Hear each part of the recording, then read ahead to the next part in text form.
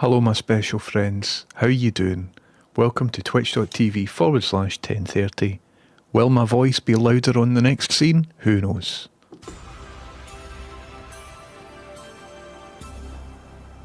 Hello my special friends, is my voice louder on this scene? Who knows? I hate computers, I really do.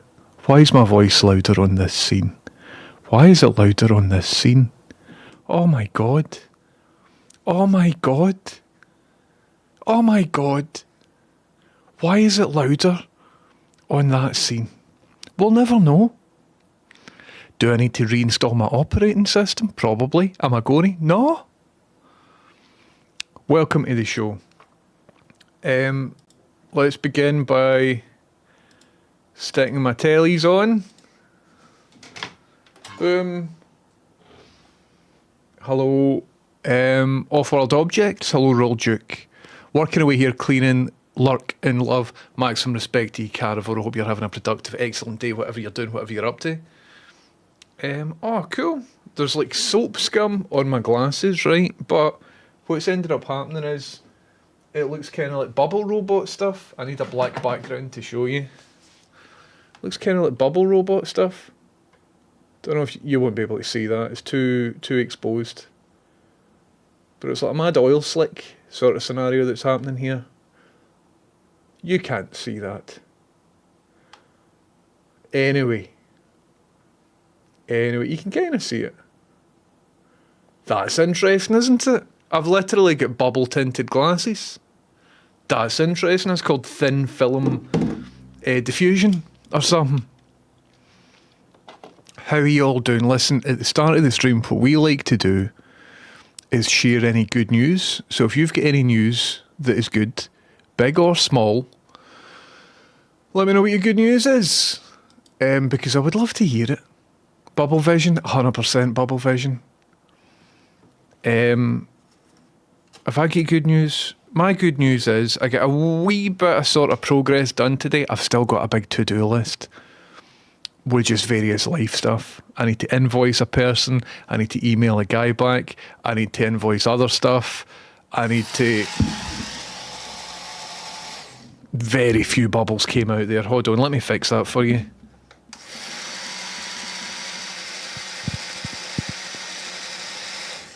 I mainly need to tidy up as well. So whoever that bubble blast was for, let me fix that for you. There we go, that was a real proper bubble blast, that one. 2 wee seconds, let me get set up. So my good news is that I'm getting some stuff done. Still got a wee bit of other stuff to do. But today I was thinking we jump into Adobe After Effects. Rob Y, thanks very much for subbing when I was off stream 15 hours ago. And Cosmic Muse, thank you very much for resubbing using Amazon Prime, Cosmic Muse. Wee Shed, how you doing? Thank you very much for subbing. Names should come up here, but I think because I've jiggered stuff about, is why it isn't. So let me sort this out. So if I take that and stick it there, aye. Yep. We're getting sister on the go for some reason. Hello John the Human, thank you very much John the Human. Let me just put your names in the centre. There we go, job done, everything's great. And then this image is sort of coming in, I don't know if you can see here. So let me fix that as well. Oh, was I not going to put the pictures up here? I think I was going to put these pictures up here, wasn't I? So we could do that because a lot of folk didn't want their profile picture. You know what I mean? So big. Oh, okay, I could do that later. I can do it later on.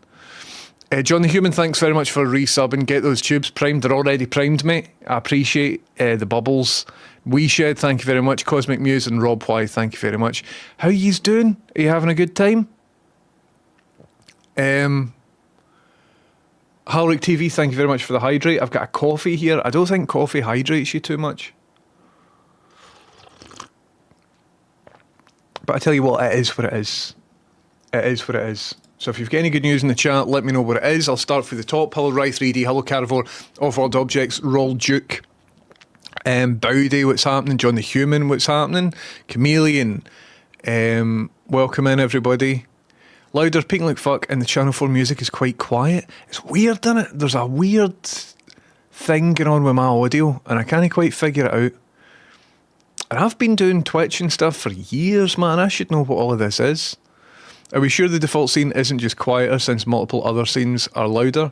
I think it's something to do with a background audio. So, like, see if I add a background sound to this scene. I wonder if it'll pump my microphone audio up a wee bit. So let's add, like, you know, in the Hal scene, right? So if I go to this Hal scene, there's background sound here, and I think that background sound is making my mic peak for some reason. So in this scene just now is my microphone louder? 1, 2, 3, 4, 5, 6, 7, 8. So is 1, 2, 3, 4 a bit louder there? It was fine, and then it seemed to peak. There's a bug. There's a bug happening, man. It's weird, isn't it? It's very, very strange. So let's go to this scene, right? And then if I copy this... So I've just copied the background HAL audio, right? And I'm going to put it here. So you should now see the background HAL, or you should hear the background HAL audio, right? And that should be going just like spaceship sound or whatever. But with that going, does that mean that my sound here is now fucked? Do you know what I mean? Oh, it's so confusing. And what makes it bad, it seems fine. Right, okay, I'll delete it. What makes it bad is I can't diagnose this unless I'm streaming, because it only happens when I'm streaming, which again hints to the fact that it might be some sort of bug. Anyway, this is good content, isn't it? This is good content, but I was doing my tits in, let me tell you. Anyway, maybe I should just rebuild the Channel 4 thing. Start from scratch, completely rebuild it.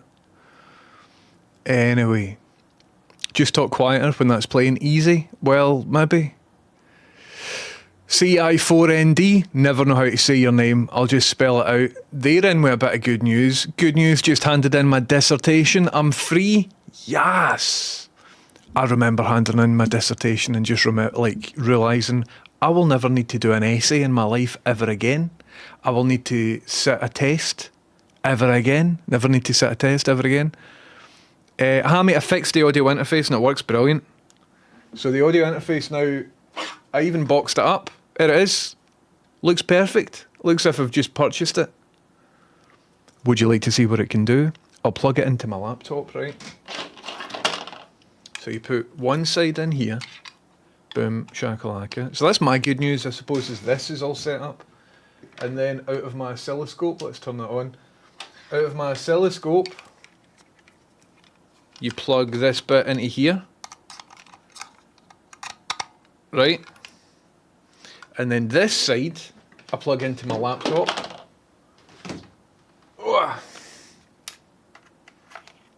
Like so.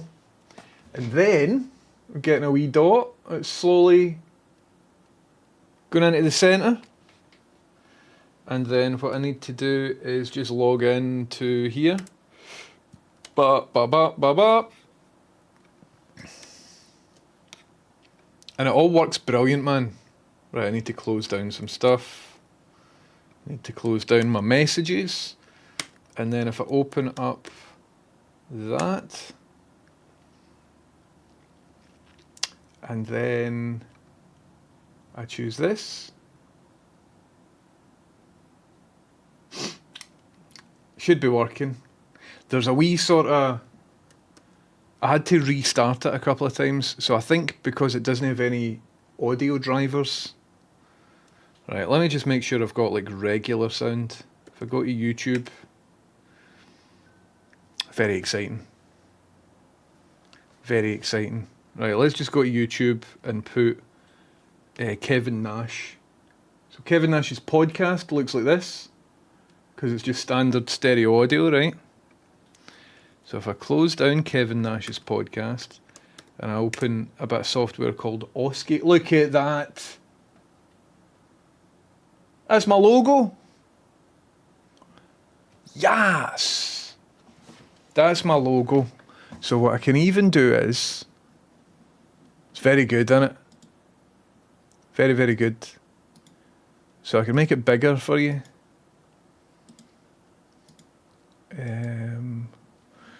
Let's get this cropped in here, lad. Don't know why OBS is now behaving like this, but it is. So look at this. Whoa! Yes, man. My virtual green screen stopped working. Anyway, so hello everybody, how you doing? And what I could do is like animate it. So we could give it that sort of behaviour, so that it draws on a wee bit slowly. It's kind of out of focus, so if I put my face here, the camera should be in the same focal plane as it. But you get the idea, so I can make that faster if I want. Or I can animate other stuff. Make it all sort of glitchy and things. But it all works. It all works brilliant. And I'm delighted. I can make it sort of bulge out. Like so. So I'm going to... I think what I need to do is make some oscilloscope music at some point. But maybe not today. But you can have all these sort of self-animating and things, and you can do cool stuff with it. So, where's the... You can sort of smooth the edges and turn it into like a wee stupid shape. You can swirl it about, like so. And I was thinking I can probably hook it up to Twitch subs and stuff. The hardest thing would be connecting this USB into the computer that's behind me. Just physically getting a long enough USB cable. But it's only USB-A. Well, it's USB-A on this side and USB-C on that side. So it's just getting a cable that's long enough to go around here, because you can't really get long USB-C cables unless you pay for them. USB-C is great, but they don't like long cable runs. And what I could do is like pre-animate an animation for if somebody subs or whatever. Like, that's quite cool there. Will we just leave that to do that?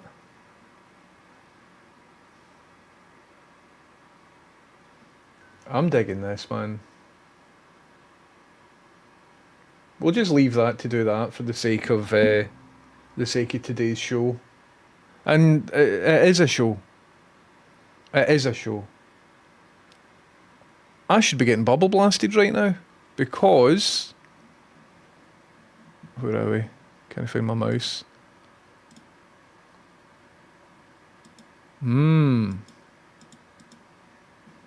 What is going on?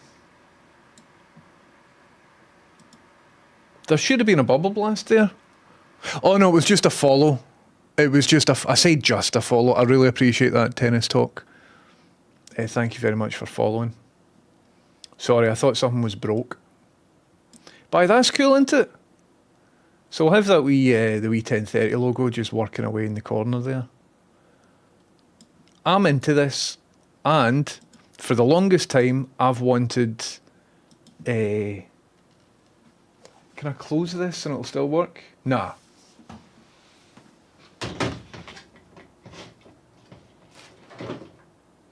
For the longest time I've wanted to do oscilloscope graphics, but the cost of it has put me off, because I thought to get an oscilloscope would cost me 150 quid second hand or whatever. I got that one for £28. Or well, it should have been £28. I ended up giving them about £32. And then, in order to get a DC coupled ground audio output, I thought I would need to spend hundreds of pounds on a special sound card, but no, I just sort of hacked this one, and that's what yesterday's stream was, and it bloody works. It works amazing. So I'm absolutely delighted at it. So the next step, I mean, it could have better quality visuals, but it's all right for what it is. Who's that doing that? If you're watching me on YouTube vertical just now, sorry, but and I've got a wee bit of a sore throat as well, so my voice might crackle like what is just happening. Sorry, I'm messing about with the YouTube vertical setup. It isn't great, but just deal with it. Deal with it. If you're watching me on YouTube vertical, you probably shouldn't be. Come over and see me at twitch.tv/1030. It's a better experience, and you can join in with the chat at twitch.tv/1030. There we go. Aye, so nice one, Eastern European fellow on YouTube. Absolute legend. Anyway, where were we in the chat? If you've got any good news, stick it in the chat. Rye3D is in with a bit of good news. Good news, my sister is having twins, which means she needs a bigger car, so she's selling me her car for a good friends and family price. Got my current car valued to put towards the new one, and it was at least £1,000 more than I was expecting. First off, congratulations on the twins. Second off, well in with your car scenario, that's wonderful. Do you know if they're identical twins? Because that's the most exciting type of twins. Because then you can use them for like magical stage illusions and stuff like that. Human teleportation acts and stuff. They're not. Bastard.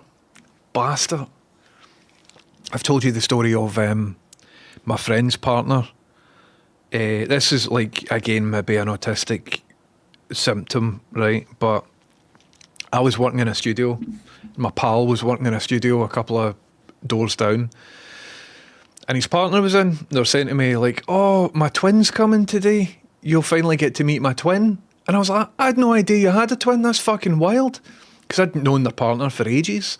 And then in my head, I'm thinking, "Oh my god, there's like almost a clone of this person. I've only known them, and I'm going to see two of the same person that I already know in the one room, and this is going to fucking break my brain.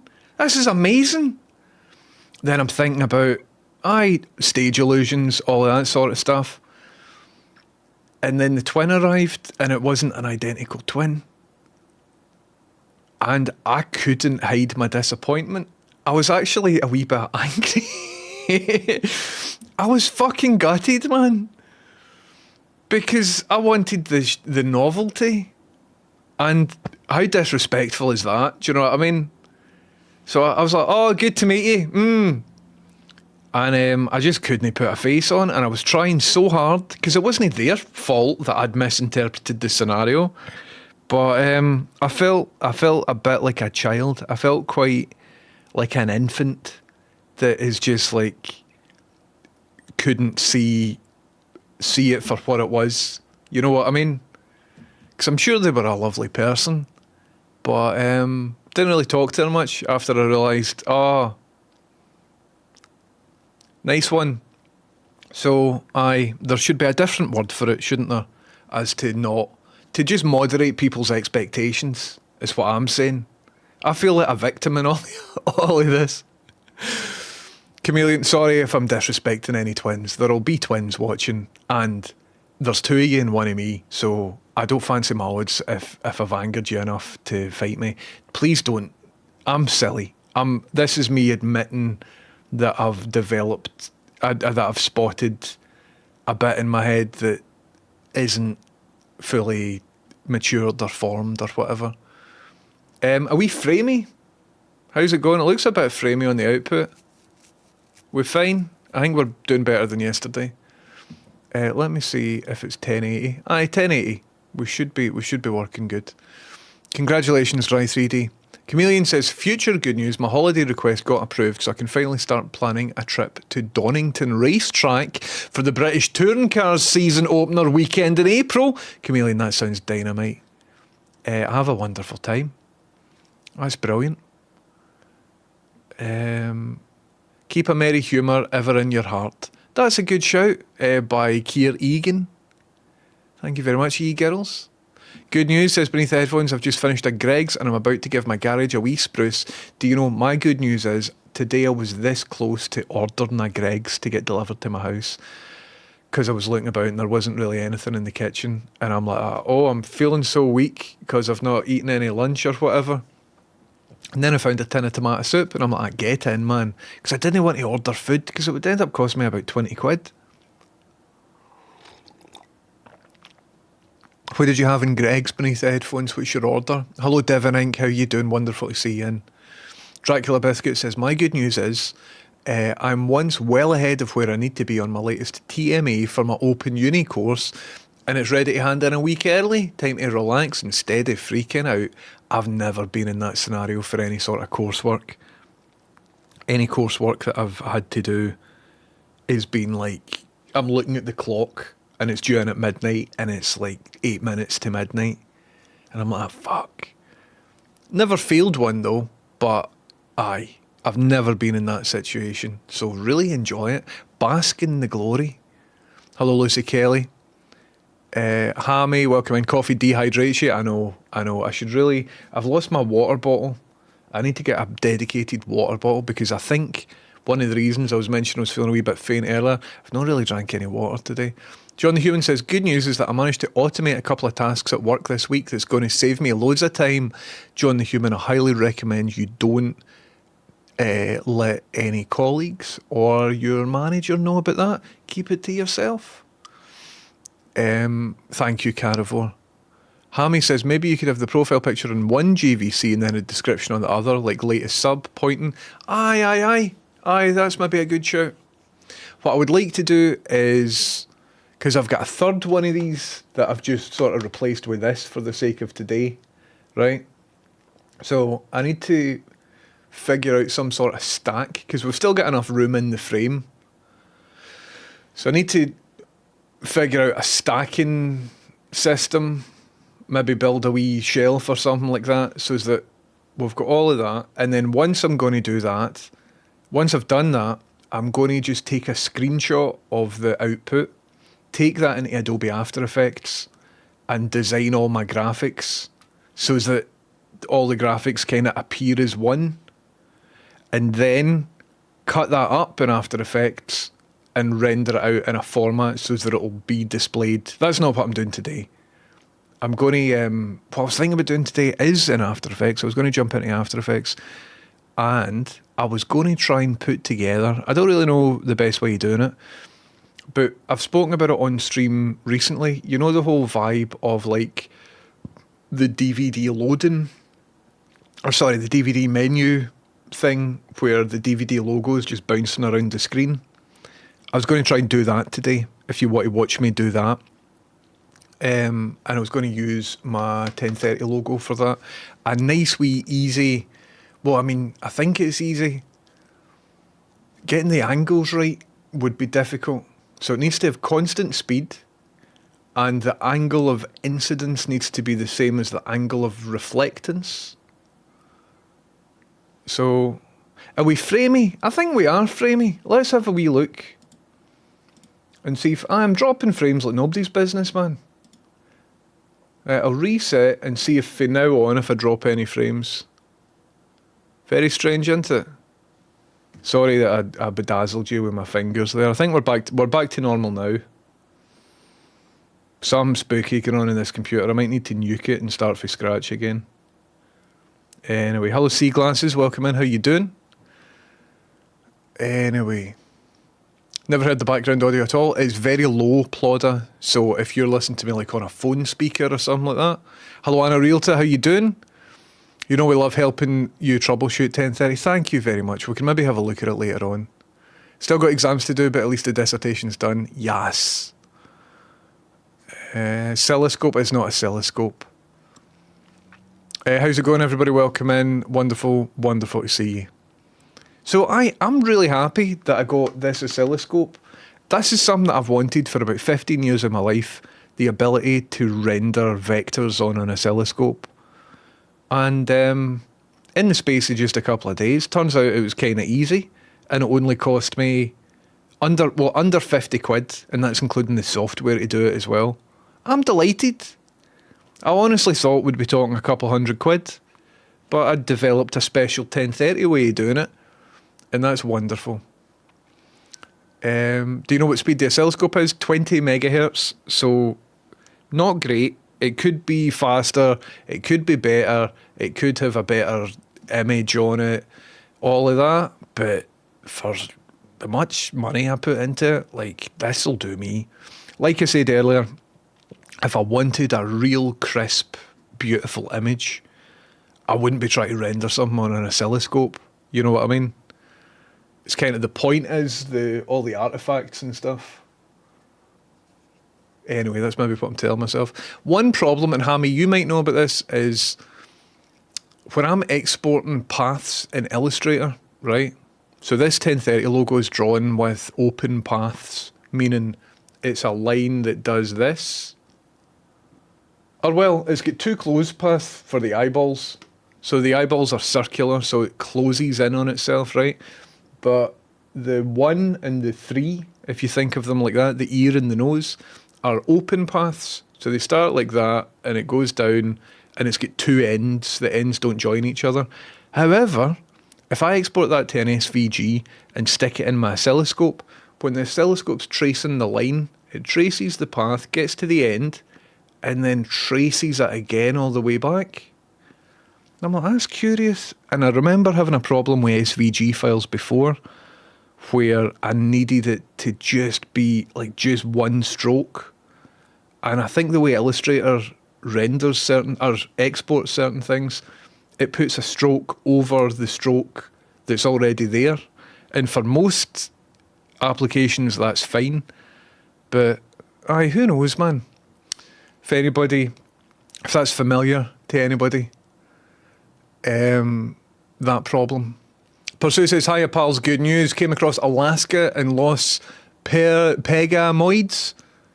One, live in Spanish TV doing, I don't know what that is, doing class electro-punk thing. Oh, bands. Then off that Loca Mia live in 1991 on Mexican TV, utter mayhem. Then, as a last track, had a heavy Cabaret Voltaire influence, found Cabaret Voltaire live at the Town and Country Club in London in 92. That sparked more ideas about doing a live paleontology-themed performance. Pursue, it sounds like you're in a nice groove there. That's dynamite. Follow what compels you. Hammy says USB-C is a hot mess. There's like a million different types of cable that all look the same. Nice connector, a mess of a standard. Aye. Just yesterday, I plugged something in. Why isn't it working? Why isn't this working? It was this mic, this microphone. I plugged into my laptop because I was trying to, again, diagnose all this problem with the background audio. Plugged it in my laptop, didn't work. Didn't work. And I'm like, it should work. USB should work. The lights are coming on, and I'm like, wait a minute, this USB cable is power only, isn't it? And it was. It wasn't a data cable, it was a power cable. And I think by law, USB-C cables that are only power should be labelled that they are only power. I think data USB cables and power USB cables should be labelled differently, or I think we should unify them to make power only USB cables illegal. Because I wonder how many working products have been binned because somebody thinks it doesn't work, because the cable that they're using wasn't a data cable and was instead a power cable. Wonder how many times that's happened, how much stuff has ended up in a landfill because somebody incorrectly thought that a USB-C cable is a USB-C cable. Does me in. These should be marked. Does me in. Absolutely does me in. And the thing is, I've been here at least 5 times before, and it still caught me out for about half an hour. It still caught me out, and I was like, why isn't it? Oh no, is my mic fucked? No, it's definitely there. Unseat it, reseat it. Aye, right, no, what?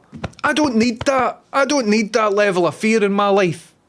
USB-C standards, people. Sort it out. But you're right, it is a hot mess. 100%. Hugh TV, by the way. Look what came. Look what came, Hugh TV. Thank you very, very much for giving this to me. Thank you very, very much. You're a legend. For anybody that wasn't in yesterday, Hugh TV sent me cash and says, buy this. Hugh TV saw me try to desolder something with a dodgy desoldering gun. They were just like, you need buy that exact thing. So I've not had a chance to use it yet, but I'm looking forward to the next time I need to desolder something. And I never look forward to desoldering something, so I can't wait to give that a go. Once again, thank you very much for chucking me the cash to purchase that. Anyway. Audio just went mad. So you went loud in this scene for a second, in this scene here. Whatever you were doing just then when the Channel 4 music was playing might be what's making it loud. I don't know. I should have been looking at the... So did the audio go mad when I was just still in this scene and I was just talking to you? Without going to another scene? What?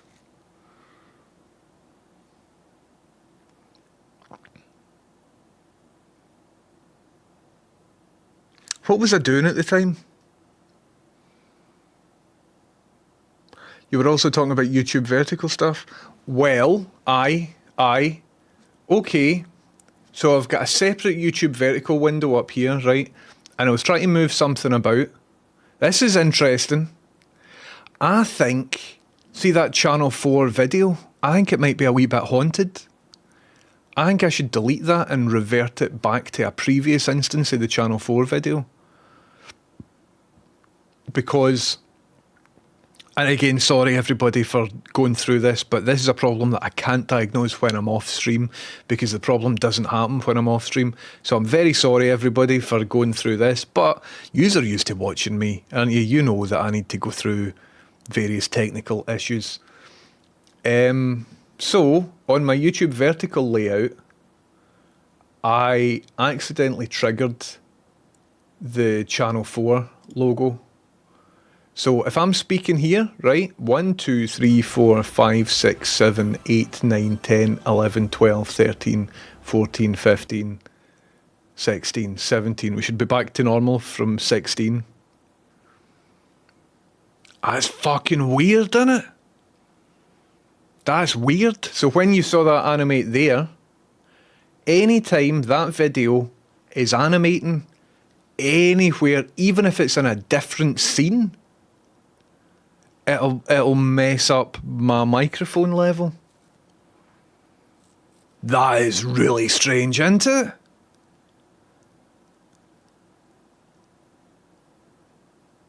What's going on? So I think this movie file might just be haunted. So let's sling it in the bin. Okay, thanks for the help, everybody, because that's been doing me in. This is try to diagnose that. I've put in maybe 5 hours of my life into trying to diagnose that. Anyway. Hammy says, I once met identical triplets, monozygotic twins, that one of them split again, super rare. That's wild, isn't it? I took your advice and looked up how to do the miser's dream illusion and was shocked at how simple it is, and now I need to buy a metal ice bucket. You do need to buy a metal ice bucket. One of the tricks of magic is it looks as if you're doing the same thing multiple times, but you're not. It looks like the same thing, but you're sort of switching it up every couple of times, and that principle is quite useful with the miser's dream as well. And sound plays a big part of it. But I can't tell you much more than that, because you probably already know. There's ways of doing it nowadays that are a wee bit different from the way it was done back then. And if you keep switching it up, it's even more convincing, if you know what I'm talking about, Chameleon. I should start revealing magic tricks in the Discord. We should do Discord streams where I just reveal the solutions to magic tricks. Anna Realta says, we always go to identical. Movies has fooled us into thinking it's more regular than it is. Aye. I think you're right. Jim not being able to handle his disappointment. He can't work them into his act. Aye, totally. So, oh, sorry, I really wanted to exploit you for a magical stage illusion, and now I can't do that. You're of no value to me, twins. Call them roommates instead of twins. Sorry if all of this is disrespectful to twins. I'm very aware that I might be like, you know, twin pride groups might be like, listen, you're fucking out of order saying that stuff. And I'm like, I am. It feels like I'm being out of order here, so I'll sort of retract it. Deary me. Organ Black, I've got stockpiles of soup as well. Agreeing not telling about process improves. Tuck under your cap. I did that. Work about 2 hours a day. Aye. See if you can get away with it, Neil. You can maybe even get a separate job on the go as well. Automate that. It'll just be like a master of stuff, all this cash coming in. My Twitch is always really framey these days, and I don't know why. Well, for the past maybe 3 or 4 streams, I've had stuff going on, definitely. And I've got After Effects. Oh, I've got After Effects open in the background here, so that might be it. I Roll Duke. This is an oscilloscope. So we've got a wee 1030 oscilloscope logo happening, and I'm very excited at that. Did you see that dip down and then come back up? I wonder what that's about. Who knows? I fixed the flicker in that one as well, which is quite good.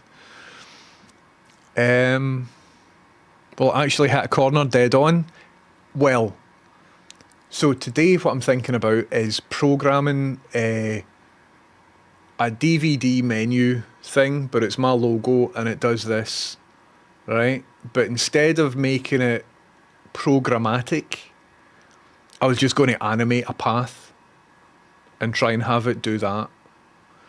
And just with keyframes. And if I make the video long enough, I can hopefully have it looping. But I'll need to look at some reference of a DVD logo bouncing about a screen. It needs to be the right shade of blue in the background, right? And I wonder, like, see if it's coming down and it hits the edge and goes back off. I wonder if that angle is always 90 degrees. Because if it is, it makes my job a wee bit easier. But the hardest bit will be putting it into a loop. Good news, a belter of a bowl of strawberries for lunch. Yes, it's bland, that sounds dynamite. I emailed you back, by the way, just so that you know. If you didn't receive it, let me know. Because I was having trouble with my email. 20 megahertz is fine, you'll be able to use it to diagnose retro computer and consoles. Well, that's the thing. I keep forgetting, Hammy, that this is also an oscilloscope, which is a very useful tool for a boffin like myself. So I'm quite keen to jump into using it for things as well. Anyway, have you tried opening SVG in Illustrator and checking for duplicate paths? I haven't. If you accidentally doubled up on an open path in Illustrator, it's easy to do. Final processing, I mean, maybe. I'm more of an After Effects person than an Illustrator person, but like I just drew the path. I didn't expand the path.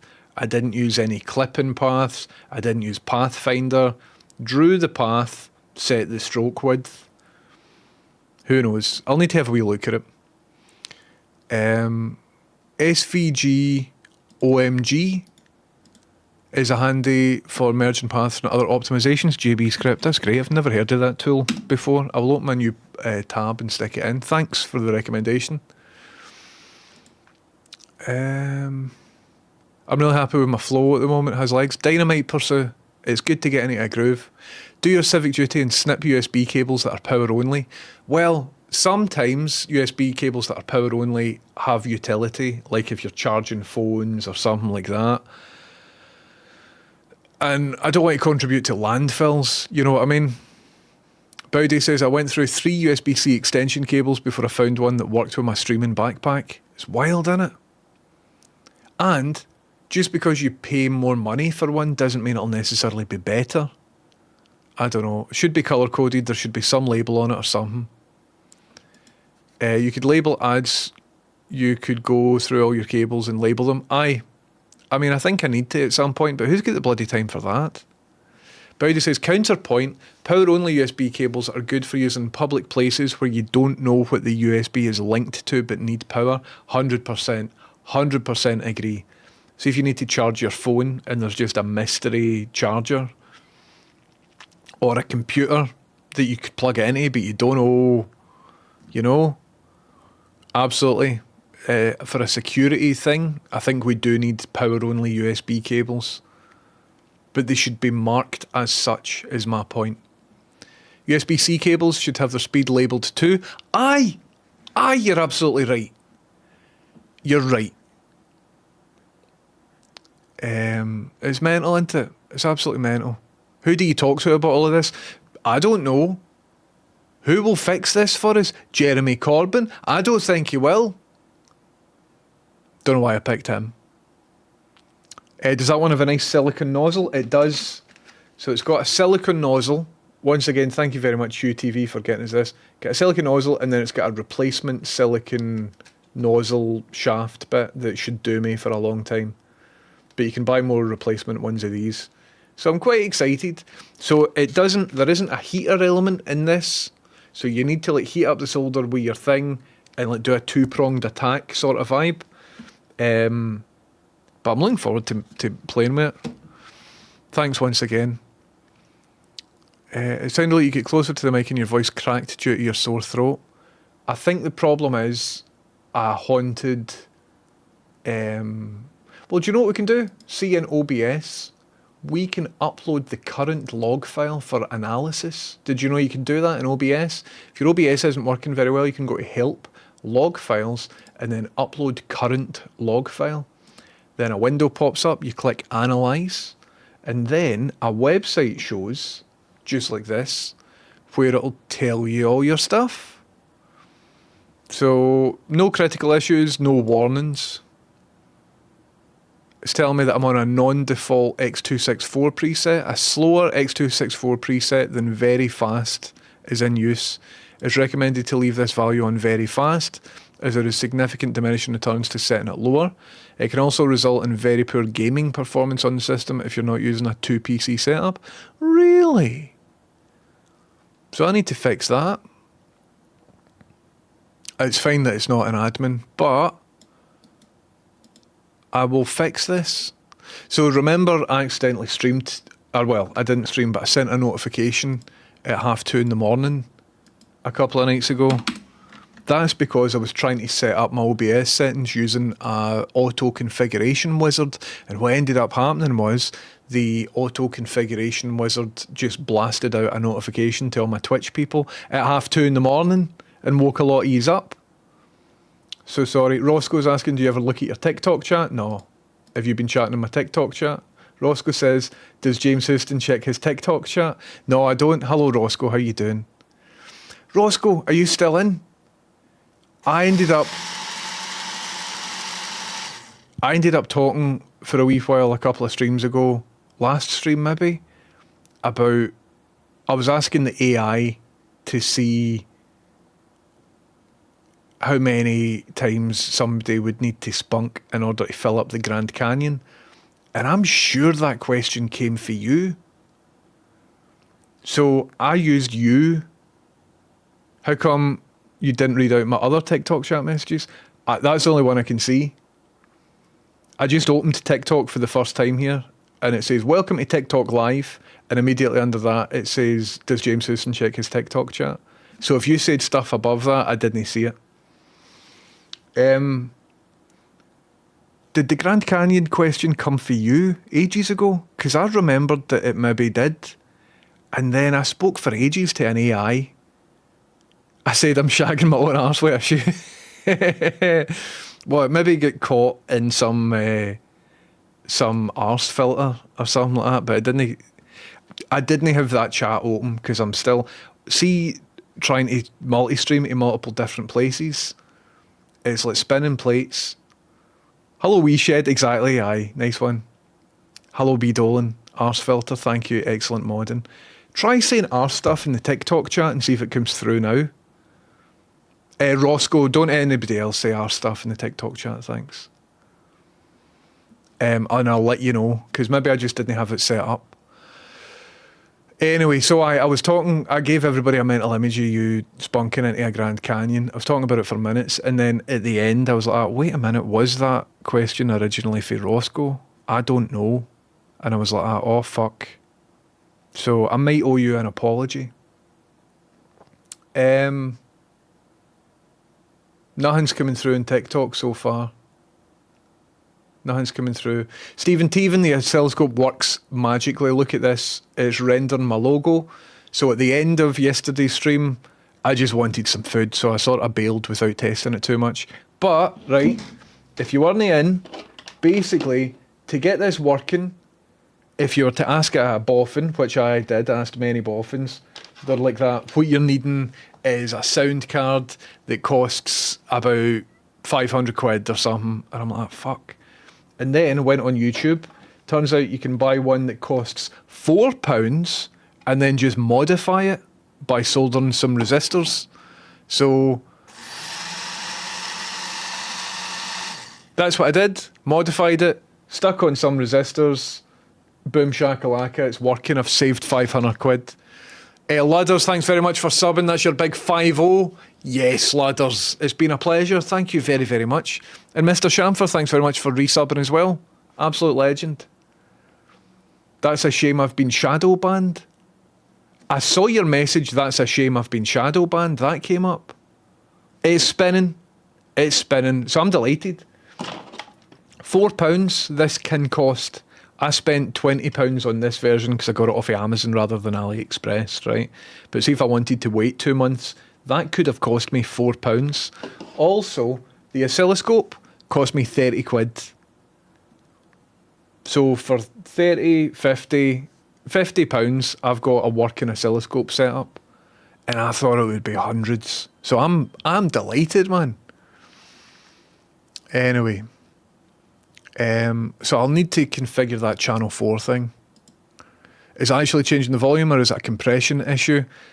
On the output, the volume doesn't change. See, if I look at my monitors, the volume level doesn't change and there's no compressors, there's no effects at any point in the chain affecting any of the audio outsources. So I think it's just a bug. I think the way the channel 4 video's been rendered or something like that just doesn't play well with everything else. It might be putting undue load on the compressor, like the not the audio compressor, the compression of the video that's getting sent to Twitch. I'll need to diagnose it. Now that I know we've narrowed it down to that one video, I'll need to diagnose it. And I need to set the setting from onto very fast because it wasn't on very fast. Do you think I could do that when I'm streaming? If I go to settings and then I go to video, I can't change my encoder preset very fast. I can. No, wait a minute.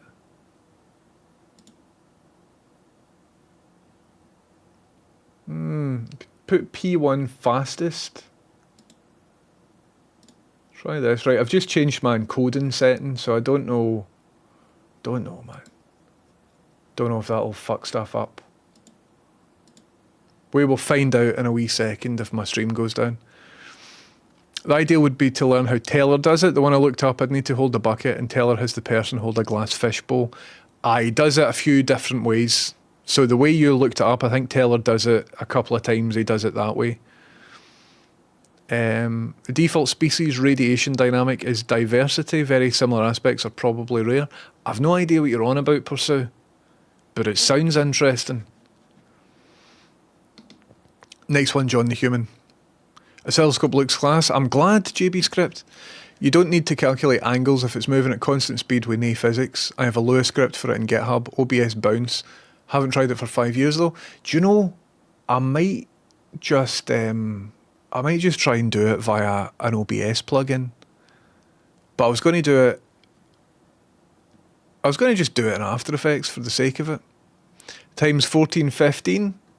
Alright, I'm about 10 minutes behind in chat, but there's only a few messages below that, so I'll be able to catch up. The scope is working, the scope is perfect, Trank Sinatra, so I'm very, very happy about that. And once again, thank you very much, Hugh TV, for sending me a solder sucker. That's dynamite. I really, really appreciate this. So thank you very much, UTV. Hello, Marky. Welcome in. Hello, Dio Fantos of Sweden. How did the soldering go? Worked magic. It took a wee bit of work, but it worked magic.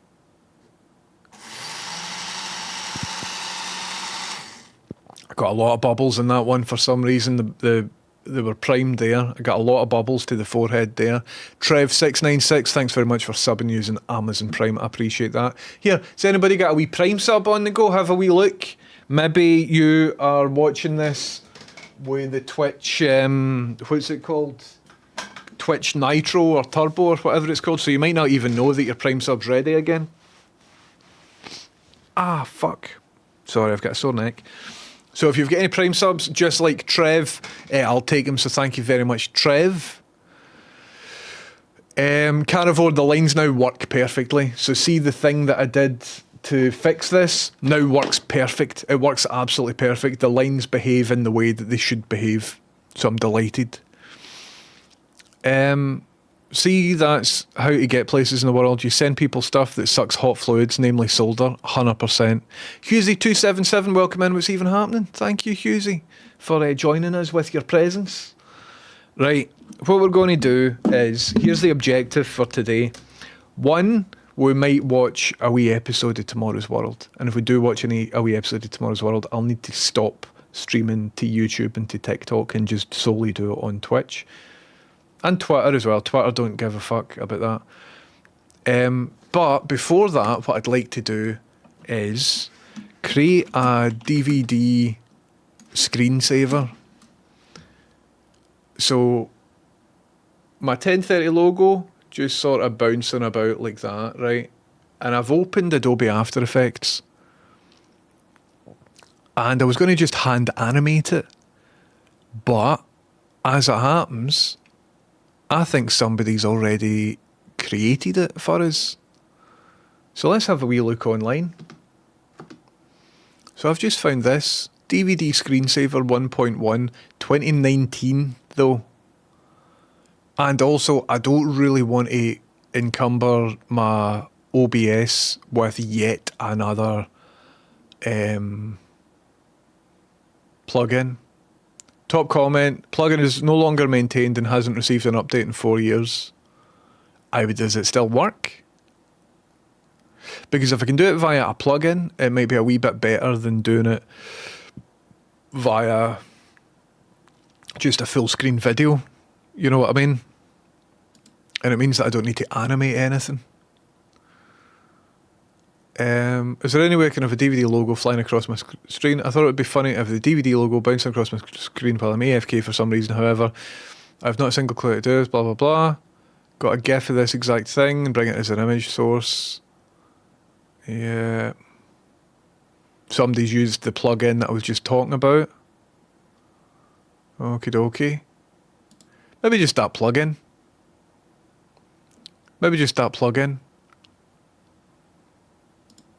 Wimpy's World. So when was this last updated? 2 years ago? Okay. DVD screensaver for OBS Studio. There's a plugin for OBS that adds a new source type that can turn any image into a DVD style screensaver. I don't know if my OBS... I think it should be programmatic, otherwise how should it hit a corner? Well, I've got ideas for that. I was going to just animate it, and animate it starting in a corner, and then try and animate it back to that corner, and then offset the starting point. I've got a clever way that I was thinking about animating it.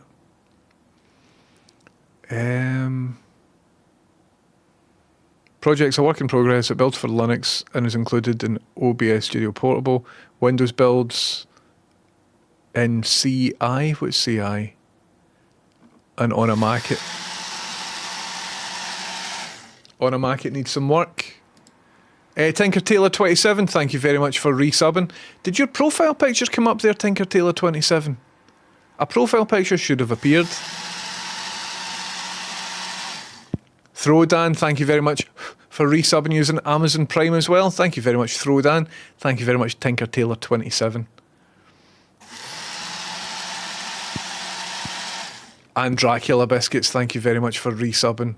I appreciate this, everybody. Thank you very, very much. Absolute legends. Hugh TV says, regarding the DVD logo, ignore any concept of angles and deal with XY independently. No need for cos, sine, tan, or fancy math. Oh, I'm not going to. Angles of incident will work out by themselves. If you set an X speed and a Y speed in the wall, simply... Goodness me, everybody. Thank you very much. How come all these subs are happening one after another? Pete Ghost, thanks very much for subbing. Thank you very much. Well, I was going to just animate it. And I developed a sort of clever... I've got a clever idea for how to animate it. And I think just to test it out, we'll jump into After Effects and I'll try it out. Pete Ghost, Dracula Biscuits, Throwdown, Tinker Tailor, thank you very, very much. Did all your profile pictures come up? Even if you didn't have a profile picture, or even if you don't have a profile picture, did the anonymous one come up? CI is continuous integration, automatic builds when a branch is updated. I see. Class, good. Lexer says, my Prime sub's available tomorrow if you're on tomorrow. Yes, Lexers, I appreciate that. Thank you very much. So, what I need is my 1030 logo as an SVG. And I think I've got that on my laptop, but do I have it here? I think I've got a version of it here. JCR Joe, thanks very much for resubbing for 21 months. What a legend. I appreciate that. And JCR Joe, you've just initiated a bloody hype train, so thank you very, very much. Right, let's find my logo. And we will create in Adobe After Effects. There's probably a better way of doing it, but I don't want to add an extra plugin onto my into my OBS. I would rather just have a full screen video. Also, I don't really know when I'm going to be using this. You know what I mean?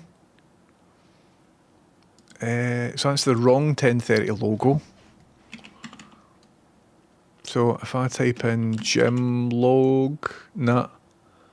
logo, I mean, I should have. I found a logo on my computer for the Kilmarnock Football Club. We're not using that.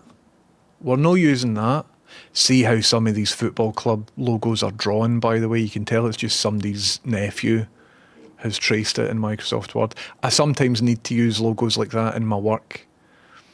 I don't think I've got it on this machine. So, I'm going to go to the old laptop, which is currently rendering video to my oscilloscope. Right. So my logo's definitely here because I'm rendering it. That's the exact logo that I need, right? So what I need to do is go into my server and then go to Twitch. Here we go. And I just found an old version of the logo and it looks crap compared to the newer one, so I'm glad I worked on it because I remember thinking that old one looked good back in the day.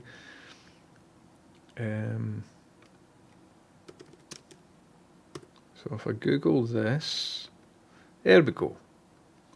Copy them. Oh, and when I'm on this desktop, I need to find my Kingdom of Scotland ringtone as well. Because I've got some stuff I want to do with that. JCR, Pete Ghost, Dracula Biscuits, Throwdown, and Tinker Tailor, thank you very much for subbing. Welcome in. Kilmarnock's squirrels are great, definitely. Okie dokie. So with these logos now on my server, I'm going to go in and grab one of them. Or well, I'll grab all of them and see what one works best. And then drag them into Adobe After Effects. Right, where are we? Job done? Job done. Okie dokie. Now what we need to do is, let's go into YouTube and we will find... I don't want to show you the screen until I know what's going on. Right, so let's find some source material and we'll see what it does.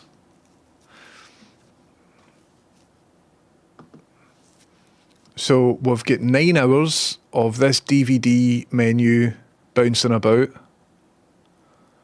And what's interesting there is every time it hits a corner, it changes colour. So that's good information, isn't it? That's good information. We've got this one, which is very authentic because it's somebody is just recording the screen. And that looks like it is, the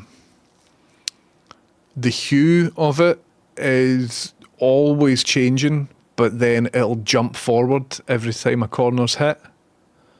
So that's good as well.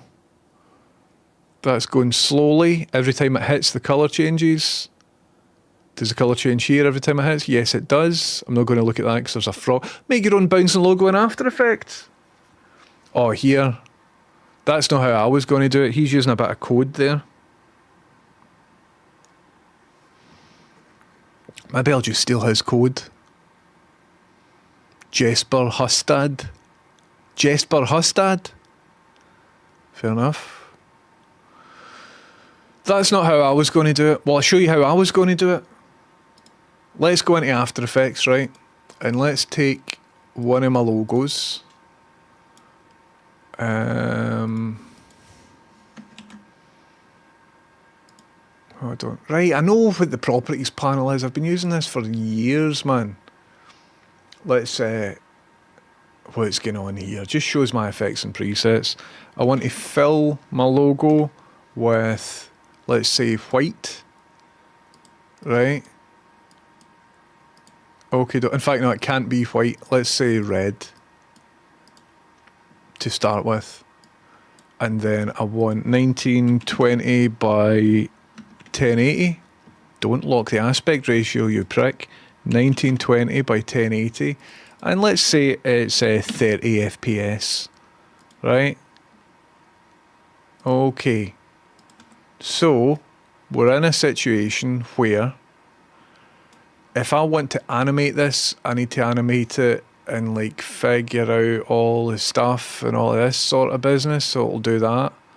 So instead of trying to animate the X and Y all the time, wouldn't it be cool if I could, let's create a solid, right, background, just as reference, and then what I want to do is take this composition and stick this composition into a different composition. That's not what I want to do there. This is what I want to do here.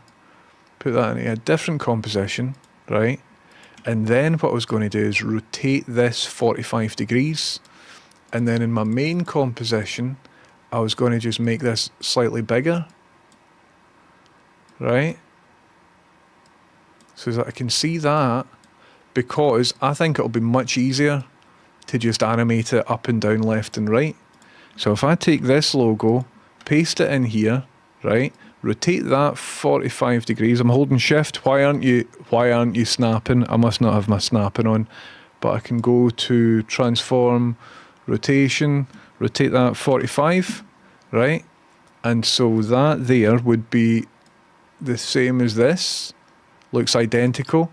So what I'm going to do is go into the previous composition, close that, and then here, this means now that I can animate it just purely using X and Y. Do you know what I mean? And if I just use X and Y, that means that it will always hit at 45 degrees. However, the problem then will be the spacing of the keyframes in order to maintain a constant speed. You know what I mean? So here's what I was thinking. Imagine it starts here and then it goes over here to about there. The more I think about it, the more I think that keyframing maybe isn't the best solution for this. Because I'll need to space out the keyframes. But I was going to just keep doing this until hopefully it would get back to the origin point. I mean, I could do that and just animate that to there. And I know it doesn't really last for long. So then, right, then how would I get these keyframes? So if I look on a value, a speed graph, nah. What I'm looking for is on position. Edit value graph. Oh, that's not really ideal. Wonder if I could select these keyframes and just tell it to like keep the speed constant but move the, you know what I mean? Aye, Mon will look at that tutorial of the guy. Mon will look at the guy's tutorial because he's using a bit of script that I think might be good. What do you have against frogs? The Pepe meme is known as a far-right dog whistle. Not always, but often. And so anytime that you see a Pepe frog, if you've got control of the situation, it might mean that, do you know what I mean? Not always. I know people are trying to reclaim it and stuff like that. But anytime I see a Pepe, I'm like, we can easily just not do that. Will it automatically ease in or ease out, or do you have a linear interpolation mode, as it's called in Blender? Aye, so inside After Effects, linear interpolation is by default. So the problem here is, if I play this, it'll be linear, but the speed is different. So it'll take the same amount of time. You know what I mean? The idea is, oh, sorry, you can't see it. So that's just what I've done so far, but every hit is the same amount of time that it takes between the hit points, which means if it's got a long way to go, it'll get there quicker. But we want constant speed. And there's a way of doing that, but I think I'll just switch over and use whatever this YouTube guy's talking about. Or, as I said, there's like an OBS rove across time. Is that maybe what I'm after? I think that's maybe what I'm after. So then I've barely used rove across time. So now if I stretch that out, I mean, that's a bit too slow now. I think that's perfectly serviceable. And then what I could do is I could write a wee bit of expressions saying every time there's a keyframe in that layer. That's perfect, man. That's exactly what I'm after. Every time there's a keyframe in that layer, adjust the hue, like increase the hue by, don't know, 100 or whatever. Cool, that is constant speed. Darren says, sometimes simple is better, it will still follow the course you want. 100%. Rove across time. Kyber Spy Auto mod's been a wee bit funny recently. Have you tried DaVinci Resolve? I haven't touched DaVinci Resolve. I've been using Adobe for decades, man. For more than half my life, I've been using Adobe software, and my employer pays for the software. So I've not really had any reason to touch anything else. I've got the Master Collection or whatever it's called nowadays. So at some point I'll look into DaVinci, but I've not really had a reason to use it. Anyway.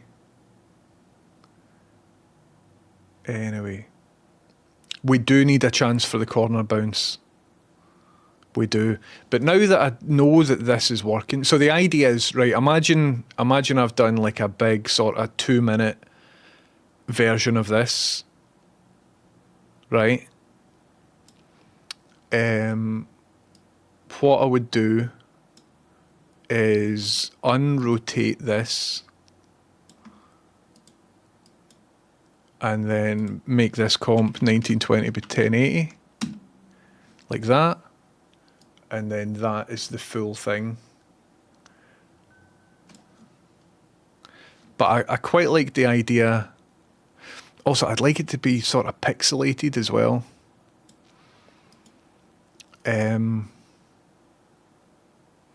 Cool. Aye, so maybe I will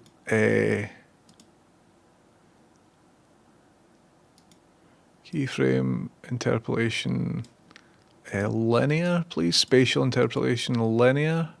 Aye, I can make my temporal interpolation Bezier and the spatial interpolation linear, and that'll mean that it stays the same speed because you've got two types of interpolation on your keyframes inside After Effects.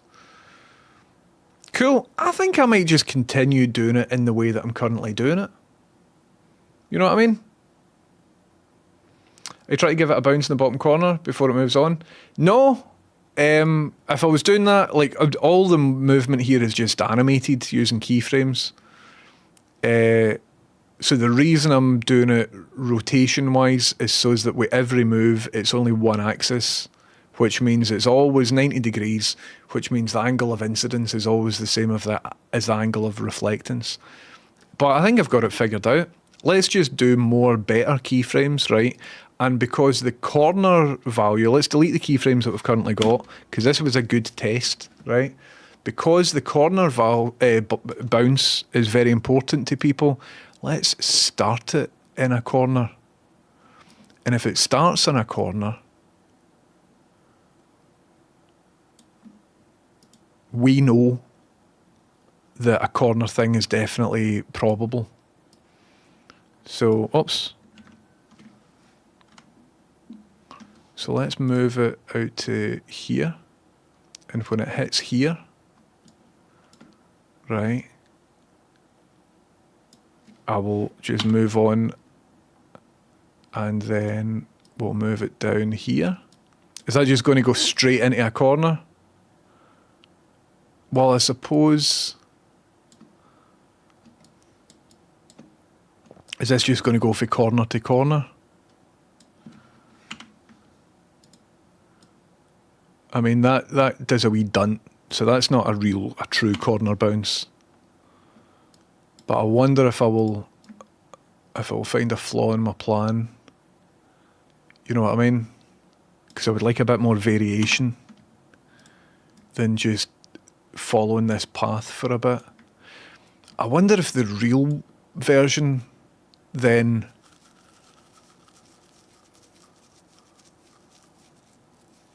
I suppose because 16 by 9 ratio isn't two perfect squares. You know what I mean? But this might look a bit too samey for my liking. Sort of like a spirograph. That goes to there. And then we will keep going. I should maybe have done it as a circle rather than my actual logo.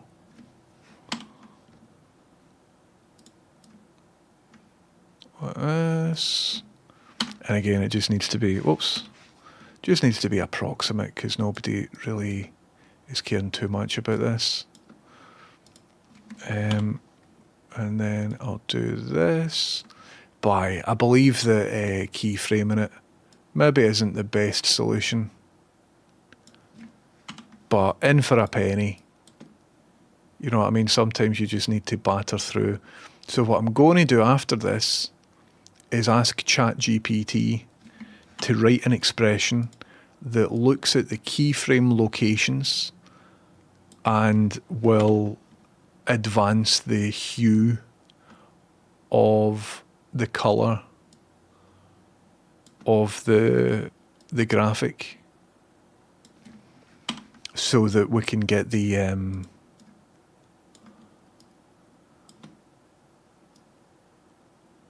colour changing every time that there's a keyframe. But it looks as if I just need to... Well, in a studio I once worked at, right, we would call this process just rain manning something. And I've just realised that is ableist language. And I say that as an autistic person myself. See, sometimes rather than developing a custom script for a thing, you just need to sit there and batter through half an hour's worth of copy pasting file names or whatever. It was known as rain manning something, where you just like sit and do tedium for a bit. But I'm suddenly realising we maybe need a different word for that. Do you know what I mean? Is the angle definitely 45 or 90 degrees? Here it is, but in the actual original DVD menu thing, I don't know. But I'm making an artist's impression. You know what I mean? Because look at the way this pattern's working. I think we need to go round the board and it should match up. But I'm quite happy with my 45 degree canvas tilt. I think that's quite clever. And then that rove across time keyframes thing is quite clever as well. Also, I don't know why I need this. I'm suddenly realising as well that I would like a 4x3 version of this. And I think I'll need to redo the full thing. Or otherwise accept non-90 degree things. Sorry, as it happens, I can't really keyframe and talk at the same time. So I wonder how, if this will sort of bounce back. But it's something different, isn't it, everybody? Today we're battering through keyframes in Adobe After Effects. And I don't know what's prompted me to want to do this, but I just really fancied it.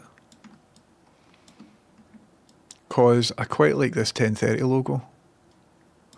And I think doing it in video, I mean, using expressions would definitely be the best way of doing this, wouldn't it? Doing this with expressions would definitely be the best way of doing it. Going to save that After Effects? Aye, sure. Let's save it to the desktop. DVD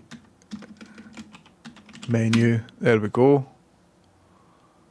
Is that? Yep, it is.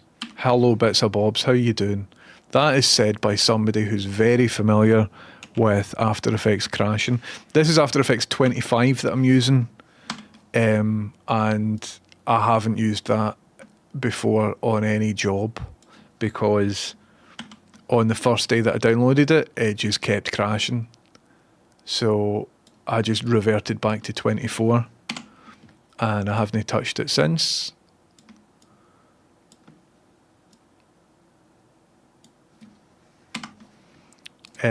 But this is sometimes what I do for a living. Not make DVD menu things. Or well, it wouldn't be out with the scope of what I do sometimes. Sometimes I do art department for telly and film and things. So I might need to, at some point, recreate this sort of vibe. But I haven't. I haven't before. But I'm awfully proud of the idea to rotate the canvas, and then that just means I'm only animating one dimension at a time. Although it looks like I'm going to have to really go round the houses before it repeats. And I'm a wee bit concerned that that might take me absolutely fucking forever. If you think about it, you know what I mean? To get back here, I'll need to...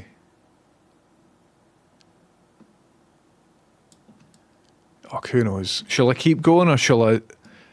Maybe it's worth a wee 2-minute investigation into the script method that some guy has stuck on YouTube. Sorry, the expressions, not the script. Or maybe I just keep going. But the way I've done it here, there is definitely a chance, or well, it's certain that at some point it will bump into a corner, which is wonderful.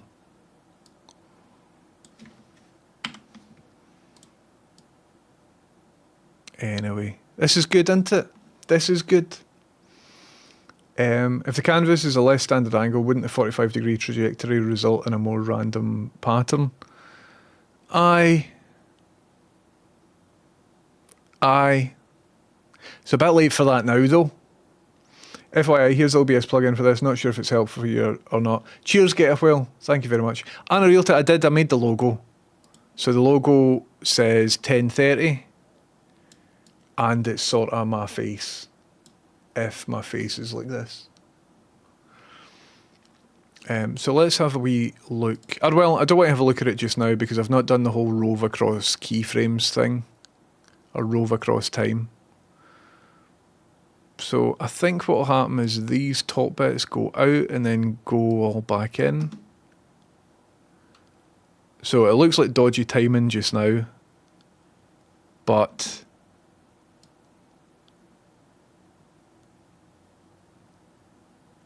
I think that should go along all the way and then go back. So we might actually be round about halfway there. Maybe I just keep going, man. Maybe I just keep going.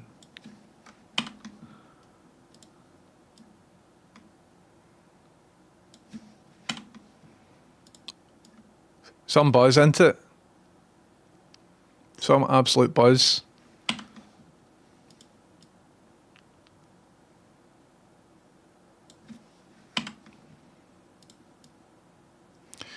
Quite often on a job, you are weighing up stuff like this. Like, I could keep going, and I know I'll definitely get there, but it might take me a wee while. Or, I could take a wee excursion into a different method, that if the different method works, it'll take me 2 seconds.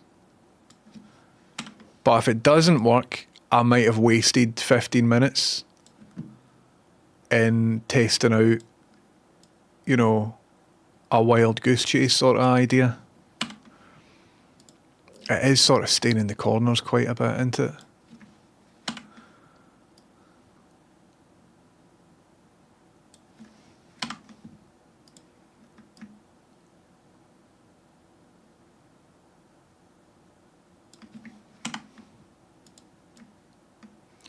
So here it is. It might even hit that corner at some point.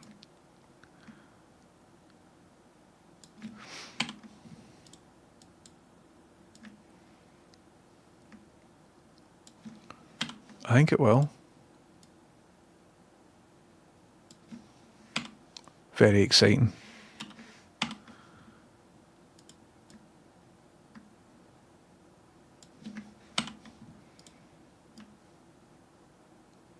Doof. Right, let's go in and make sure this physics is spot on. So that hits there. And then hits here. And then continues to over here. And that's interesting, that's went right in the middle-y there. Which means, I think, this will now hit the top left corner bang on. Maybe. If I go up.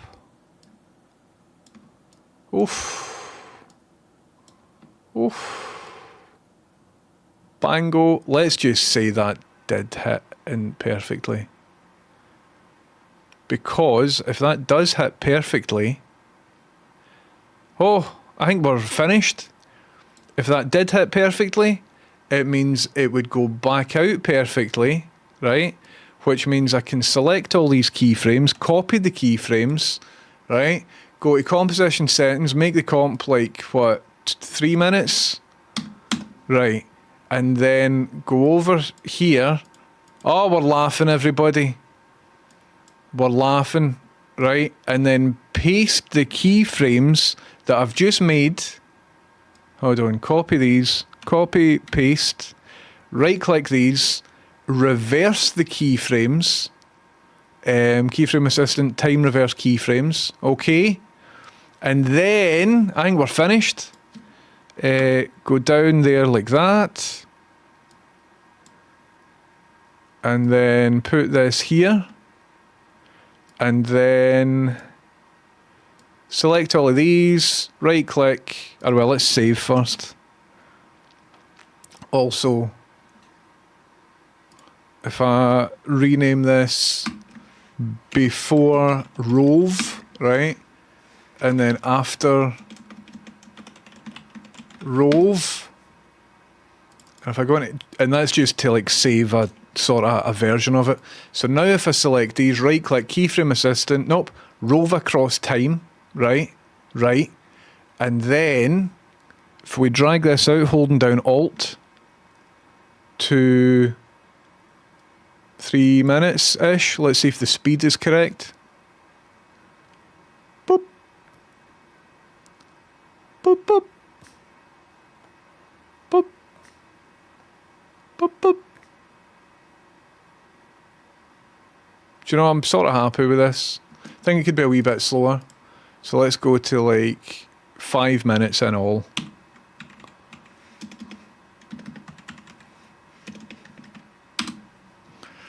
And then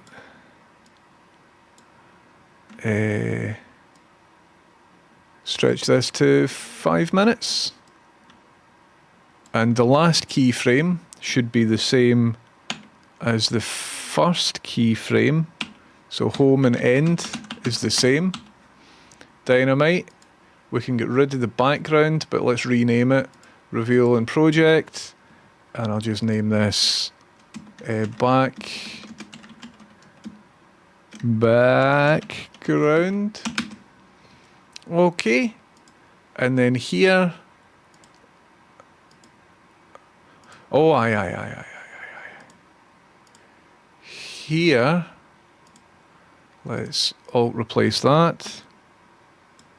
And this comp, I'm going to call render, because that's the one that we're rendering.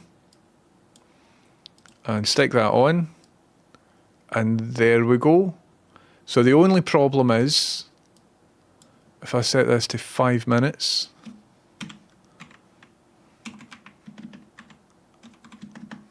so that's 5 minutes long, and I don't want it to start in a corner, right?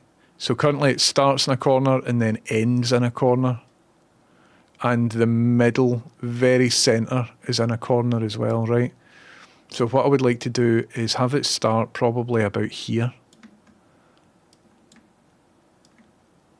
And then duplicate this and do that. So that it'll start here. Does this. So you need to wait like a minute or something for it to hit the corner. This is exciting. This is exciting. Amazing what they can do with computers nowadays. 100%. Hello, Shithouse. Thank you very much for that bubble blast. To whom do I owe the pleasure? Shithouse, hello, how are you doing? The start of my path is disappearing. Aye, it definitely was, but that's fine. That's just a viewport setting. And thanks very much, everybody, for helping with script and stuff. If the canvas is a less standard angle, aye, Mossface, you were right about that, 100%. I reckon you could do this in no time with Cavalry animation software. I've been looking at Cavalry, but I've never played about with it. You have to scratch the itch when your brain says so. I have multiple complete OBS scene setups for things, but never streamed. Aye. If I didn't make this today, it wouldn't be made. Surely ChatGPT could also help you write such a script. Well, what I was going to do, Hugh TV, you're spot on. Go halfway and bounce in reverse. That's exactly what I just did. Let's call our turtle module in Python. There's a million ways to skin a cat, I suppose, isn't there? I've invested in at least another 2 hours of this. Well, it's done, I'm afraid. I'm absolutely done. Will a perfect corner hit a bubble blast? No, because a perfect corner is inevitable, and if I'm showing you the DVD menu thing, it's probably because I'm next door. You know what I mean?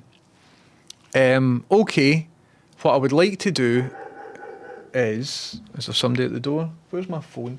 Phone's here.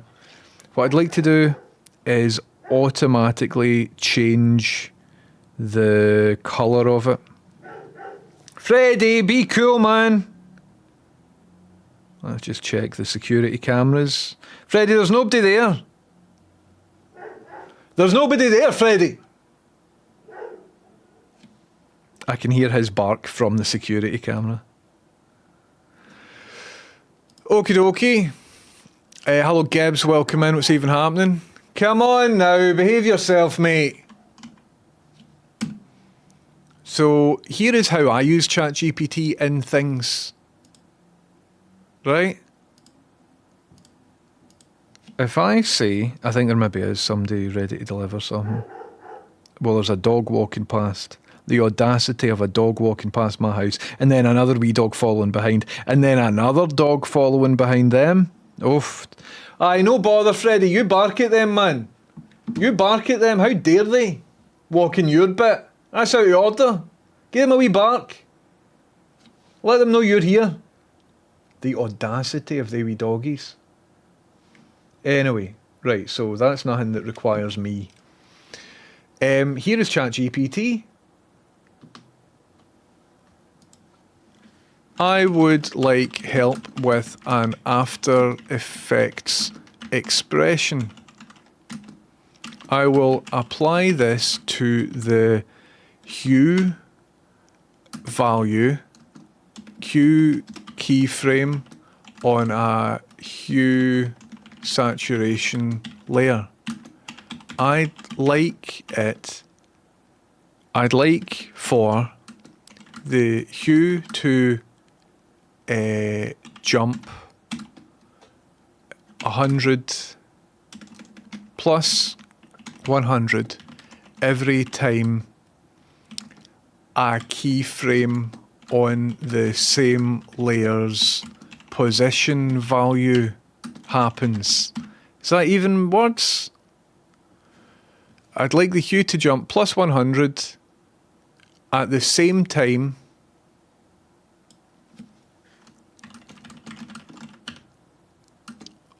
as when... So, every time there's a position keyframe value, every time there's a positional keyframe, aye.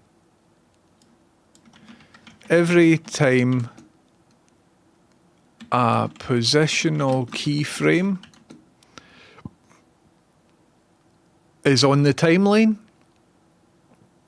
every time a positional keyframe happens, fuck it, the hue value should jump up plus 100. Occurs on this layer. I mean, I would like help with an After Effects expression. I will apply this to the hue keyframe, hue value on a hue saturation effect. Every time a positional keyframe occurs on this layer, the hue value should jump plus 100. Aye. I'm happy with that. Geese the expression, please. This is motion graphics in 2025. Hue TV cycles round. And it can be honed after, 100%. This is exciting. This is very exciting. There we go. I'm thinking through the expression setup again. The user might want the hue to increment by 100 each time a positional keyframe happens, starting from 0. I'll use the positions keyframe count. Oh, right. It's revising it for me.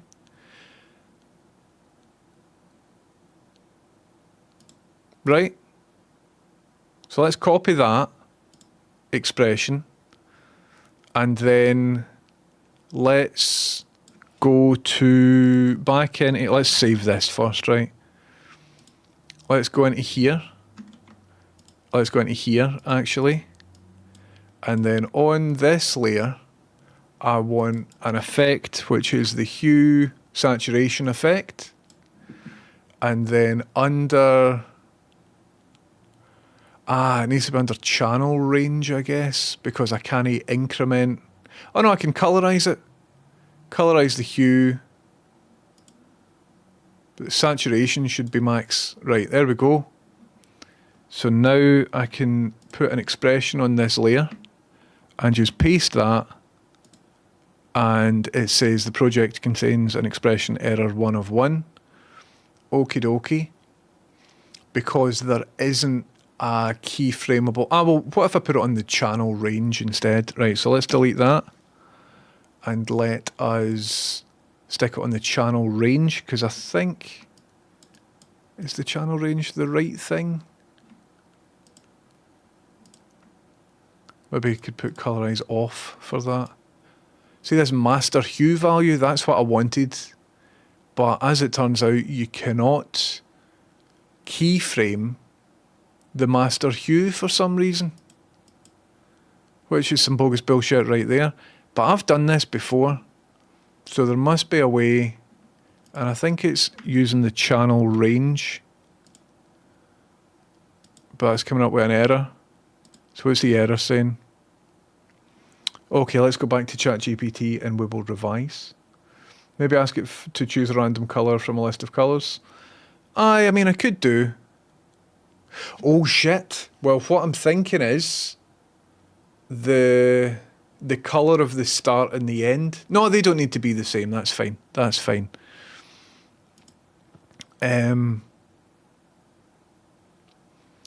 Cool. So let's go back to ChatGPT. As it happens, After Effects doesn't allow keyframes on the master hue value, so I'll need to either colorize the hue saturation and put it onto the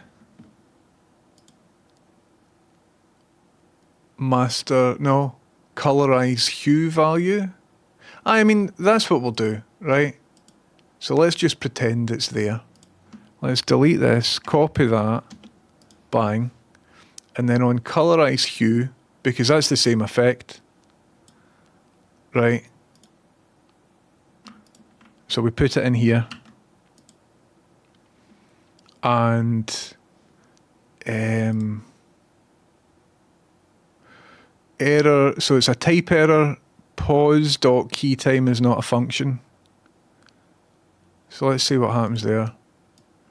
Error pause.keyTime is not a function. Deal with that. Deal with that, please. This is exciting. Backseating's more than welcome. 100%.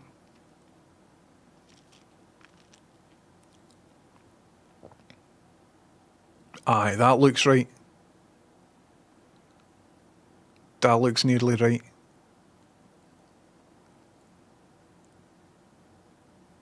This is quite exciting. Right, let's see. Let's see what's happening here then. So we'll paste this, and will that give us an error? It does give us an error. So let's go in. Type error, this layer.property is not a function.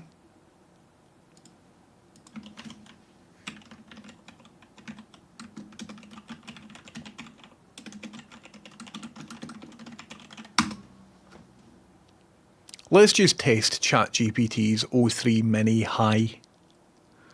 We'll give it a wee go. This kind of error I was talking about the other day, it'll just make up functionality and language features. Usually if you argue it for a wee bit, it's like, alright.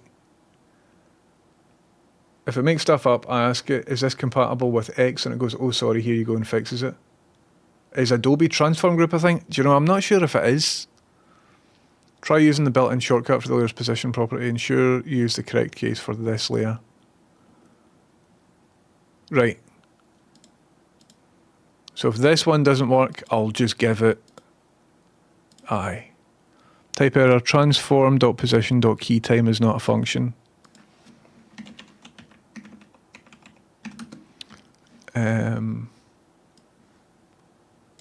That is not a function. Please ensure your expression is compatible with Adobe After Effects. Research if you need to, and then I will allow it internet access.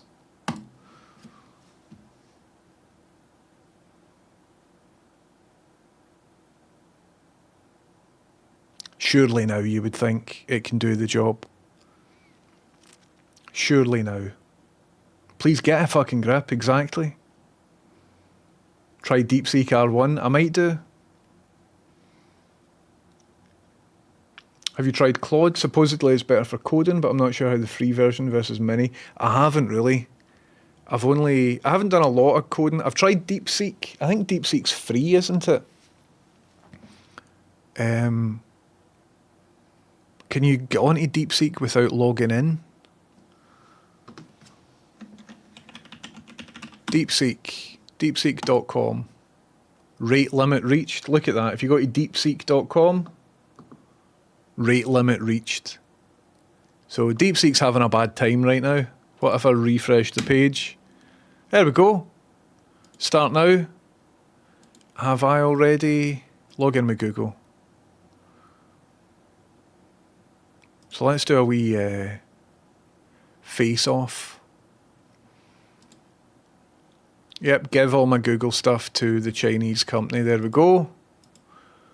And this maybe looks right. So before I try DeepSeek, let's just give what's its chops another shot. Nah, we're still getting errors, man. Pause prop.keytime is not a function. Of course it isn't. Of course it isn't. So let's put them head to head, right? And let me revise the prompt a wee bit. So let's go up and give it context. And I will put ChatGPT and DeepSeek head to head, right? So the prompt that I'm writing is, is going to be something like this. This is exciting, isn't it? I think it's just got the selector wrong. Thanks, Legends Effects. Let me have a wee look at that.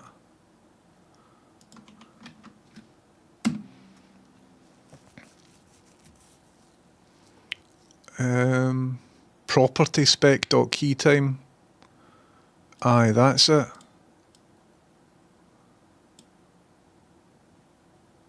So there's a key index. I don't need the index. Property key value. Now, is it that or is it that? Property key time, property key value. Aye, I don't need the value. It's just the key time. So let's go back to ChatGPT just to see if it says, like, sorry. Wrong again. Please see that on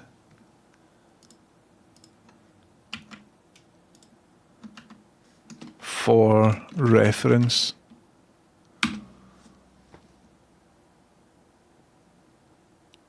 See if it sorts this out.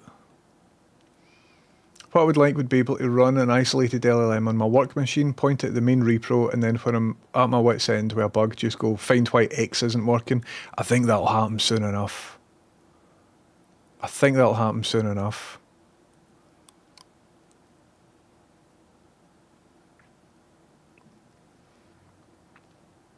Ah, that's about scripting, not expressions. Aye. They're quite right. Yep.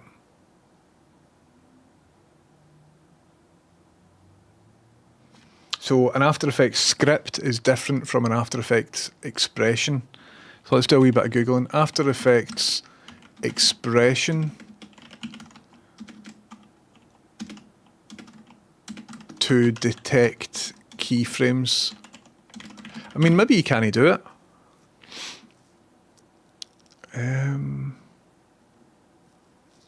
Could do keyframes to markers, expression for keyframe detection. I would not, fuck off. I would not detect the keyframes, but the speed, if the speed is higher than O.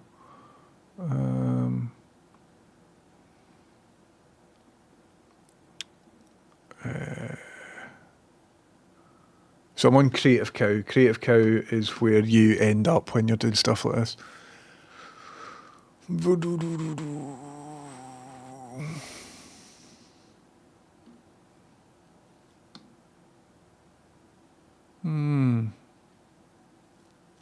I'm sure I did something kind of similar before.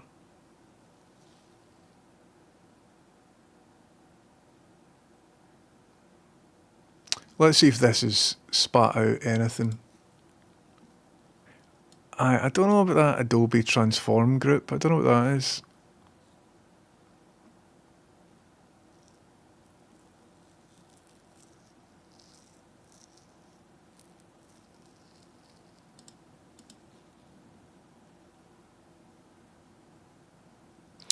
The hue value is set to that count multiplied by 100. I don't want it to multiply by 100. But I mean, if it does, that's fine.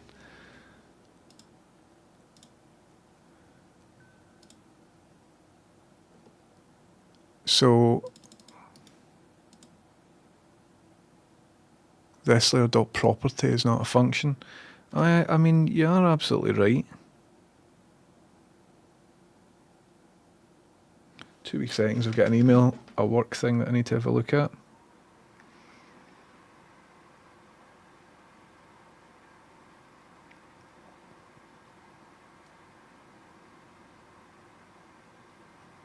And who is that being sent to?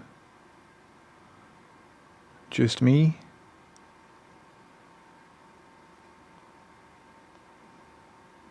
How do I see if that email has been sent to more than just me?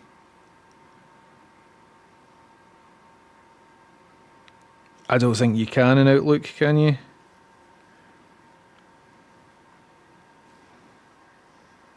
Anyway.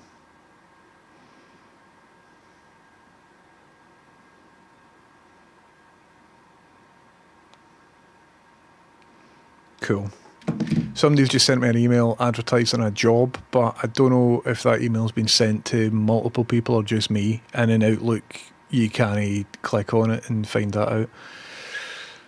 This is a pain in the tits, isn't it? Right. What we can do, though, is just ask DeepSeek. DeepSeek, my man. There you go. DeepThink R1, yep. On you go. I'd still expect APIs to be fairly similar. No, unfortunately aren't. They definitely aren't. At what point do you just change the hue manually using hold keyframes? Exactly. That's exactly what I was talking about earlier. Reply all. If BCC, you can't. But I don't know if it is a BCC or if somebody has specifically sent it to, like, me. I'll check it on a desktop. Anyway. This layer.transform.position instead of the weird... you would think that looks right. Let's go over here. What about instead of the ADBE stuff?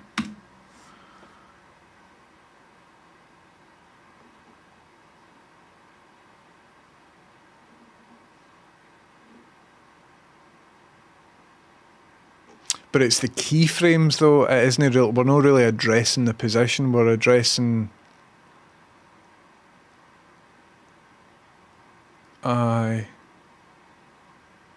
Gives us the property, not the object. Maybe that's why the method isn't working. Perhaps it's been run on a non-position property.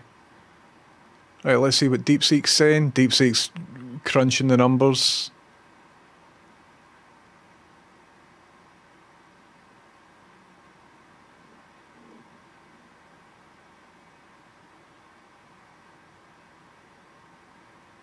DeepSeek's thinking. Imagine DeepSeek's just like that. Bang, there you go. Imagine it works first time.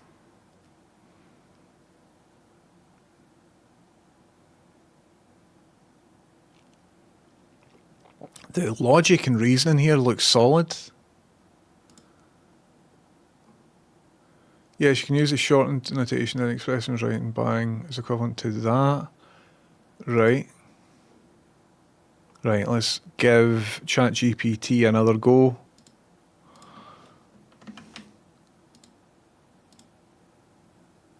Aye. Type error, pause prop.keytime is not a function.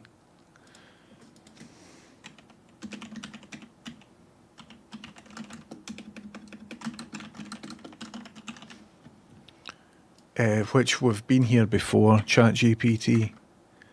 We've been here before, ChatGPT. Let's see what DeepSeek's talking about. Copy that. Oh, here, that looks like a different strategy.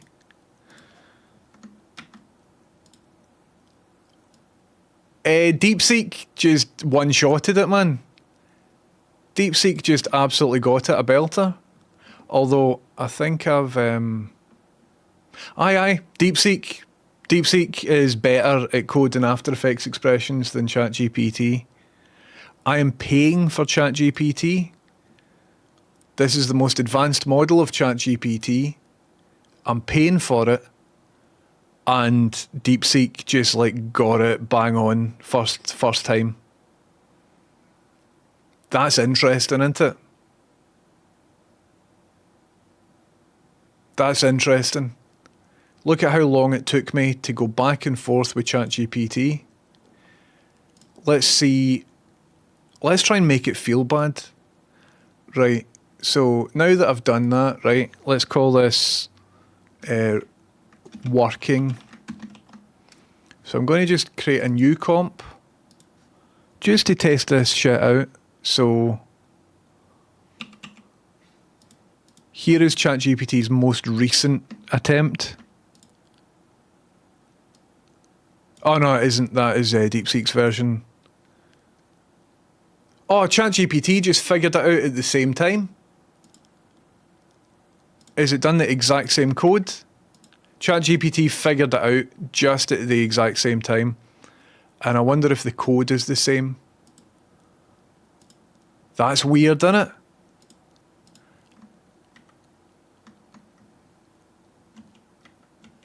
The code's the same. It's just used different variable names. But the code's exactly the same. That's very, very interesting. So what if I say, that's working great, compare your output to this other example. Which one is better? And I'll just give it the DeepSeek one and get it to like review. But there we go. There we go. DeepSeek is Gordinaroy. How you doing? Thank you very much for subbing. How interesting? As interesting as bubbles in the face? I think not. Gordinaroy, bubbles in the face interest me to no end. Thank you very much for the bubble blast and thanks for the sub.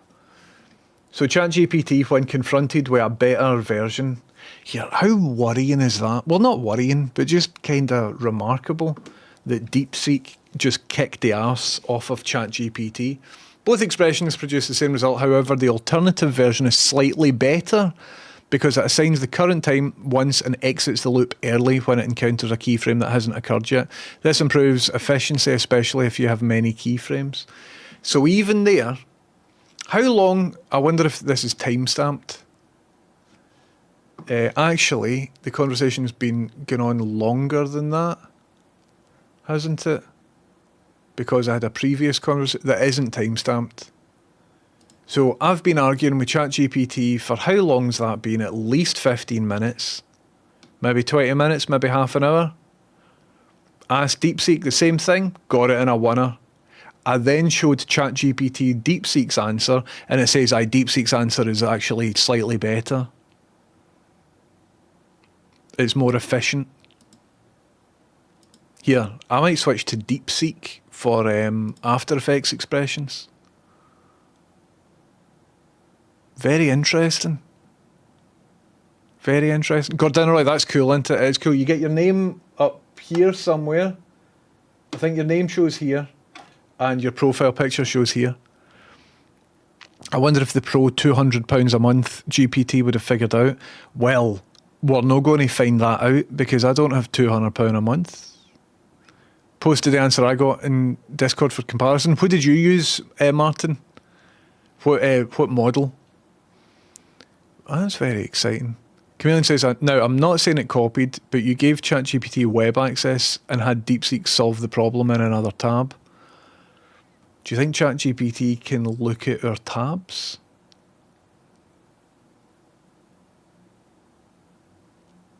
Although if it did copy, it would have done that break function as well. I don't think ChatGPT can see in our tabs. Maybe ChatGPT asked DeepSeek, maybe. This was a learning exercise for me, and in a lot of ways this is more interesting than the animation that I was trying to make. The fact that DeepSeek's just like that, here you go, mate, that's you, that'll work for you now, pal. And I'm like that, it does. It bloody does. They probably just both asked Jeeves. They should bring Jeeves back, shouldn't they? First time I read that, I thought you said Jesus. But I remember AskJeeves.com. That's probably a pornography website now, isn't it?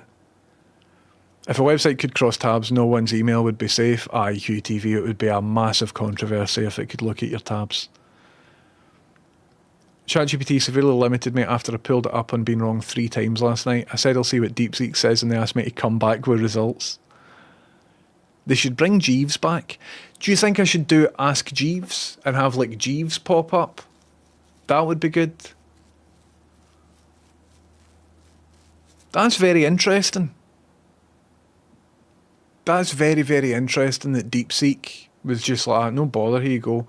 On the free version of DeepSeek, meanwhile, I'm paying £20 a month for ChatGPT, and it took me about half an hour arguing with it before it gave me the right answer. Mummified Jeeves, aye. Will it old stuff. Oh, here, I found this website last night, NeoCities. So NeoCities, see for anybody that wants a website, right? NeoCities instead of GeoCities. Did you know about this? Look at that. Just when I'm remembering about classic internet. So NeoCities, I haven't used it, right? But it's a website where you can build websites with it, just like GeoCities. The Saint, how you doing? The Saint 17, is that 17? The Saint 17, thank you very much for your Bezos bucks. Thank you very, very much. I appreciate that. How you doing? If you're just in, we are making stuff in Adobe After Effects. We're consulting DeepSeek. And DeepSeek has tanned the arse off of ChatGPT, but it's got me thinking about this website, NeoCities, and this might be useful for some of you. You can create websites that look like old internet if you want to. I won't spend too long on that because I don't know what it is. I mean, that looks quite cool. It's all free, and they host it for you as well. Some of the ones I spotted last night, like this feels like the old internet. And it's just static HTML pages and stuff. I think there's music on that, so I'll go back. So I haven't built any pages or whatever on this. Sorry if this is too loud. Is it too loud? So I think that's some custom stuff they've done there. But look at the menu on the side and all of this. Well, you can't see it because of my big head. But this looks like OG internet. And I'm just quite taken that there is a website where you can build this shit. Apparently relatively easily. So check it out. NeoCities rather than GeoCities. Look at that. So I might try and build a NeoCities website. And it loads super quick. Has anybody used NeoCities? Because I like the aesthetic of classic internet. It would be really good to do like a mad conspiracy page. Like one of the pages that's about 4 miles long. You know what I mean? Under construction GIFs and all of that. But I quite like that there's a CMS available that allows you to build crap like this without being able to code, or without having to code. But some of it look quite contemporary. Look at that for a website and for a blog. There's utility here. I mean, it's very hard on the eyes. But if anybody needs a cheap blog, cheap as in free, or to build a static website, check out NeoCities, N-E-O, cities.org, and let me know how you got on. So you can have, like, sounds playing in the background, you can have animated GIFs, you can have scrolling. I mean, this looks broken, but see all of this pish? Remember all of this pish? Sign my guest book and join my web ring and all of that. So I quite like that there's a resurgence in trash, internet trash. There's a wee Tamagotchi as my cursor. That's cool. So I might see if I've got it. Look at that, man. Pure maximalist. That's overwhelming. Whoa! Look up here. B Dolan, are you still in? This is a random website that I went on. Look at that. It's B Dolan's album cover. I just literally went on a random website and they've got B Dolan's album cover. Updates, let's click through. The Wind Is Not the Body. Happy New Year and welcome back after skipping January. The Wind Is Not the Body is a B Dolan triumphant return after a hiatus, which included blah blah blah. Fucking A. And that's like a pixel art version. That's taking you to Bandcamp, right? But they have rendered a pixel art version of Dolan's album cover. I've never seen this. So, in case you were doing something else, basically, I was just showing off a website that allows you to make other websites, right? And they show you examples of other websites that some random people have made. And I've just clicked through about 10 examples of websites that people have made.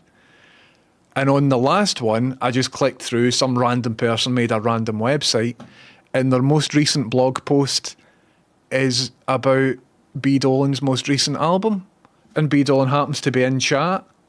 What the fuck, man? There is not a chance that is coincidence. That's some cosmic stuff is happening right here just now. He's freaky, isn't it? I mean, B Dolan is obviously very successful and established in what he's doing, right?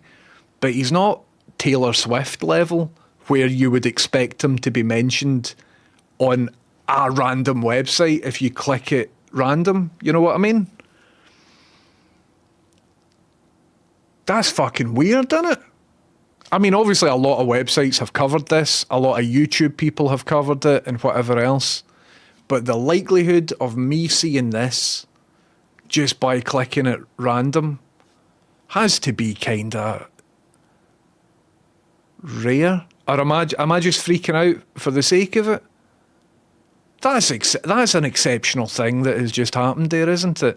And they've went to the effort of like making a custom pixel art version. So it's called $archive.neocities.org. I'm a weird kind of famous. It's interesting, isn't it? What do you think just happened there, everybody?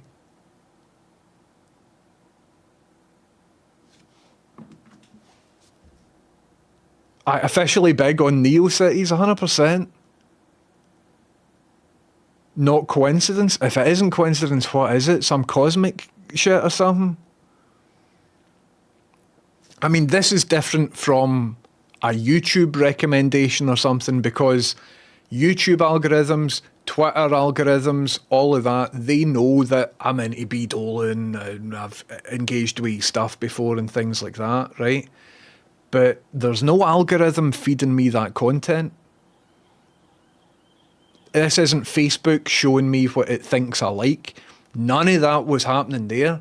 This is me literally just clicking on random websites, and one of them that I discovered happens to feature a guy who's looking at me clicking on random websites. B Dolan, you're a big deal, man. You're a big deal. Roll jokes like that. Here, I'm heavy freaking it, by the way. That's interesting, isn't it? There is an About Me tab on the top. Let's click. Let's investigate this person. Sorry, it's the doll archive, not the dollar archive, the doll archive. Let's go to About Me. EDV. Not enough people talking about this, using embroidery hoops for blocking your knit hats. Born in 1995. They, their pronouns, eccentric, eclectic. Cool, man. ED, if you're watching. We have just encountered something incredible.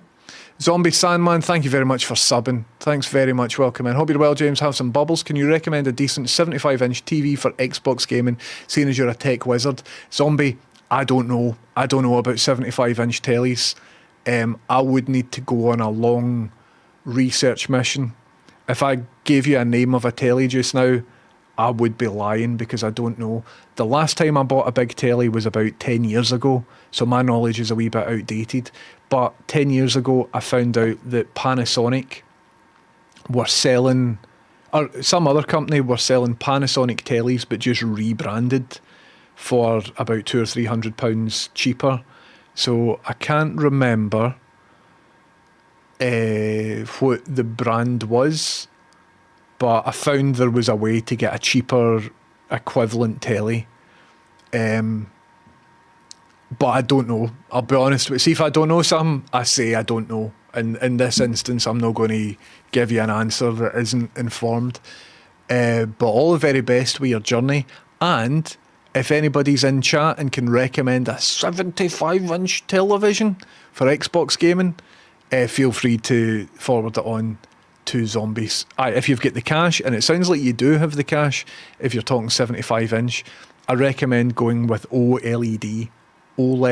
However, make sure it's a genuine OLED telly, because some tellies say that they're OLED, or that'll be like OLED Plus or some crap like that. Does anybody know what I'm talking about? Anyway, if you're just in, we're sort of freaking out a bit, because I was clicking random websites at total random, and one of the random websites features a blog post covering B Dolan, who happens to be in chat just now. So there's a weird layer of synchronicity here. B Dolan's obviously a very established musician, and multiple websites are covering the album, right? So the chances of this happening isn't nil, because folk talk about him on the internet. He's sort of a big deal, right? Guy's sort of a big deal. But what are the chances of him watching my stream as I'm just clicking random stuff and his thing comes up? Sorry to stress this, but see, sometimes weird synchronous things happen, and when they happen, it gives me a bit of a kick. Sometimes it's like, whoa, feels as if we just shook hands with God or something. Let's send him a Discord invite. You've found lost sheep. Aye. Hiya, I think you're one of us. Come over here. You're using a website that I recommended, and you're into B Dolan. I think, you know how some people find their people? The people have found them. Just come over here. Are you into Twitch at all? No? Right, well, check out these people. I think we're your friends. It's weird, isn't it? It's weird. Can NeoCities access search history? No, man, none of that. The whole point in NeoCities is it's just like static web pages. Do you know what I mean? What's happening here? You're also missing that if it wasn't for DeepSeek getting the code right, you might not have sought out this path to find this. It's very interesting, isn't it? It's all very interesting. Often see YouTube recommends after watching a stream on Twitch that mentions something to do with it. Well, Twitch and YouTube are all sort of algorithmically, cookies will pass stuff between things. Or yesterday I was talking about computer keyboards and then somebody got an advert for keyboards. So I can see how that all might work. But in this instance, I find that's quite interesting. Get a lotto put on. I think I will. Anyway, Dolan's been up all night making that page. And the best thing that I like about B Dolan is, meanwhile, he's just sitting there, like, typing his own fan pages. I was sure at first that this is just some generated example, but instead of lorem ipsum, it checked your search history and AI generated some text. No, it isn't that. But if this is an actual web page someone made, that's quite something. I assure you that person made the web page and it isn't been generated. Each one of them are separate websites.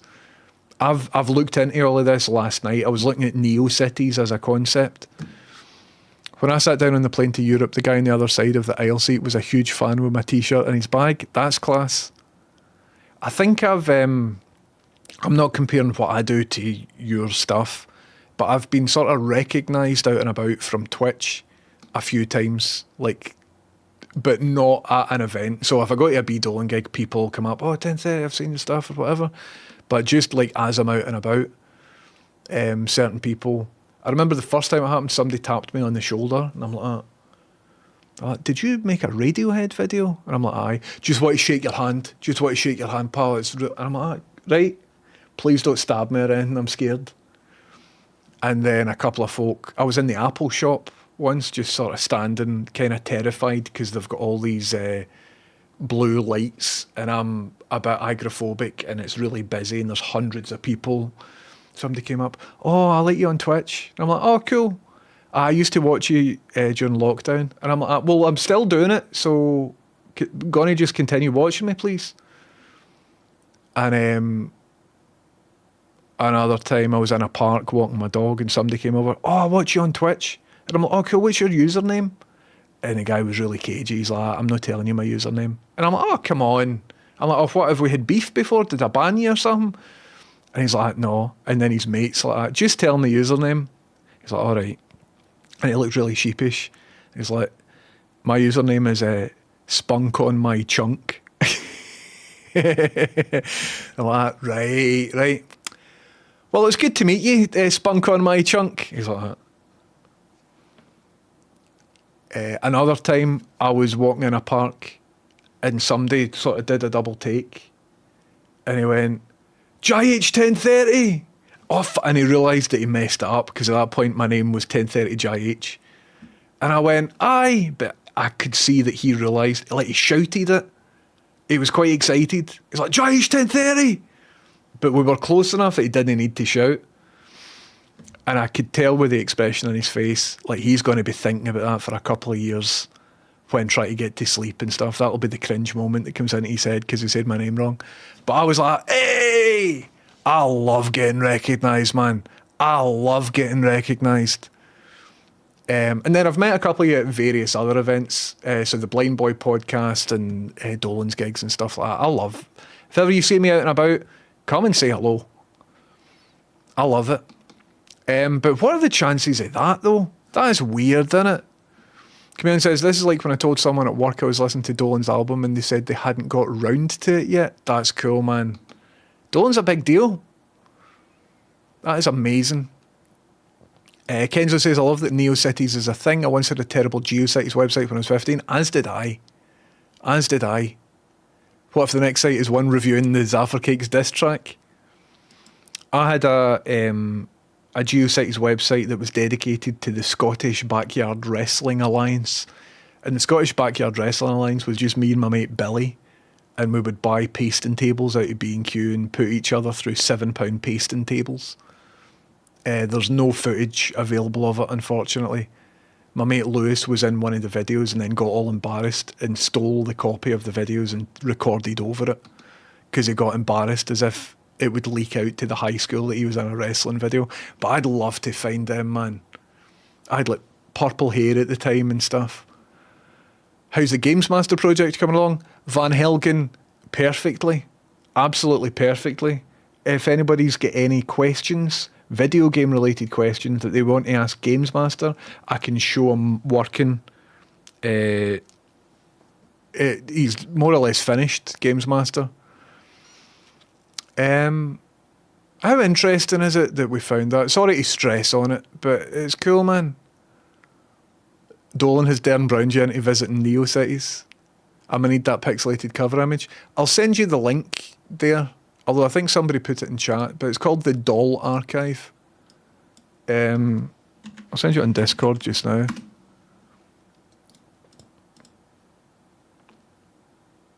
But I get in touch with them. It's a really cool... I can tell that the pixelated image is being made by... There you go, man. Oh, I've just remembered you've sent me a thing that I would like to... You sent me that when I was working, Dolan. I just saw your last Discord message, and I wasn't in a position where I could check it out, so I saved it for later, and then later never came. So thanks for sending me that thing. House 4 doors down get broken into the other night. Facebook started showing me AI slop about how to barricade a door. It's interesting. See, at some point you wonder, like, is it listening in or is it just coincidence? I don't even remember what I sent you. That thing is kind of a big thing. I didn't know what to say what it was. Top secret, everybody. You don't know what me and B Dolan are messaging about. But it's a cool thing, isn't it? So for a project, I once started talking aloud about things that I had no interest in, just to see if, like, my phone was listening, to see if I would get adverts.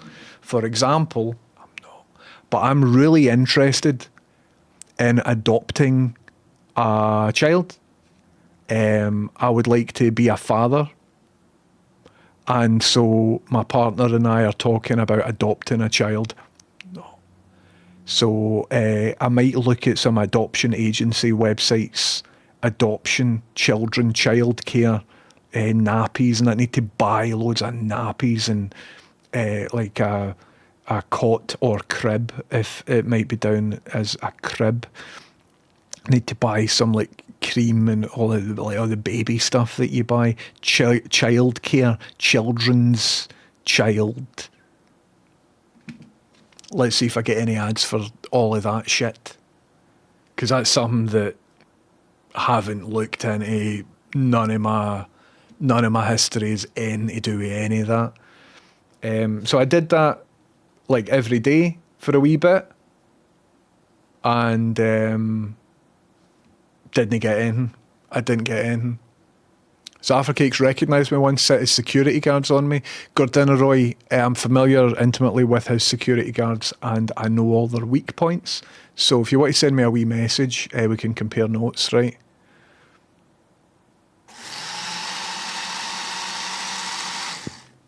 This space intentionally left wank. Sorry, I'm very aware that there's a cable going across your beautiful profile pictures and a soldering iron right in front of it. Mike.Almond, thank you very much for resubbing. You're a legend. Thank you very, very much. Once I was taking home a little single serving syrup container from a diner because I liked it and we paid for it, and the waiter told me she was a huge fan as I stood there holding the tiny syrup. That's cool, man. That's great.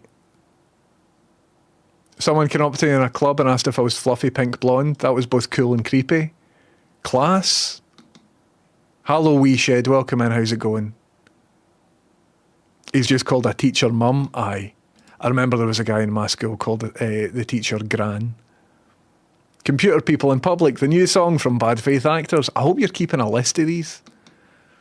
I wonder how many job interviews you get when sending applications from an email with a name like that. A name like what? I've missed it. That was cool, man. CIA probably has a copy of that wrestling video, I would say so. Haven't seen your Games Master yet? Alright, cool. My Games Master works. Does anybody mind if I show off all my AI pals? Because I've only just recently finished them. So I've got an AI HAL 9000, an AI Games Master, and I can also phone up Stone Cold Steve Austin. I just want to change someone's nappies. It doesn't even have to be a child. Hello, Bali. Welcome in. How's it going? Anyway. Sound card mod is working, Bali, as demonstrated up here. So the oscilloscope is now fully up and working and everything's perfect. So at the end of the stream yesterday, I thought that it wasn't working. And as it turns out, I just hadn't set it up correctly. Kimber Spider, what an excellent profile picture. Look at that, it's got Rachel's poster in it. Kimber Spider, thank you very much for resubbing. Off work today, so get to see your stream live. Dynamite. I hope you're having a nice wee day off work. Where is my bubble towel? Here, listen, I know that wee coincidence that just happened, like, isn't that much of a big deal, because lots of people talk about B Dolan. And the likelihood of somebody who's into geeky shit like me would also be into the same sort of music. Or, well, B Dolan's, the genre isn't typically the type of music that I would be into. I really am into him because I know him via Twitch. So sorry to stress that point, but see when something like that happens, it makes you feel like the world's slightly more magic than what it probably is. And I know it is just a coincidence, but that's really brightened my day. Makes me feel like I'm part of something. And the fact that it happened on stream is amazing, because imagine this didn't happen on stream. All right, B Dolan, how you doing? Listen, I was on a website and you were featured on it. All right, were you? Aye, but it felt cool. He's like, I've been on a couple of websites, so I'm kind of a big deal. Aye, I know, but no, you're right. Like, it wouldn't feel as magical. But the fact that Dolan is in the chat watching me, I don't know, there's something there. I'm going to take something from that. I enjoyed it, right? I enjoyed it. What does the sound on the scope actually sound like? I'll let you hear it. I'll let you hear what that sounds like. Oops. So I need to change the audio output to MacBook speakers, although maybe pause the audio first. Sometimes when I change the audio output, when this is connected, it'll just crash. So this might now work. Aye, it's not successfully changing my audio output device. So I can't let you hear it, unfortunately. What if I save this and then close it down? I can't let you hear it and see it at the same time. And then disconnect the audio and then make the audio come out of my speakers and then open it up again.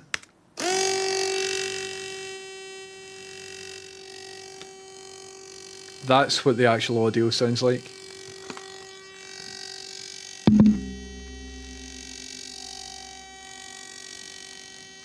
Which isn't great. Stop fucking that. But I can turn it down an octave. Like if I needed it to sound good, say for example I'm making oscilloscope music, I could put the frequency down and it would still look the same. I still don't fully know how this works. So if I turn the frequency down, it goes from this noise to...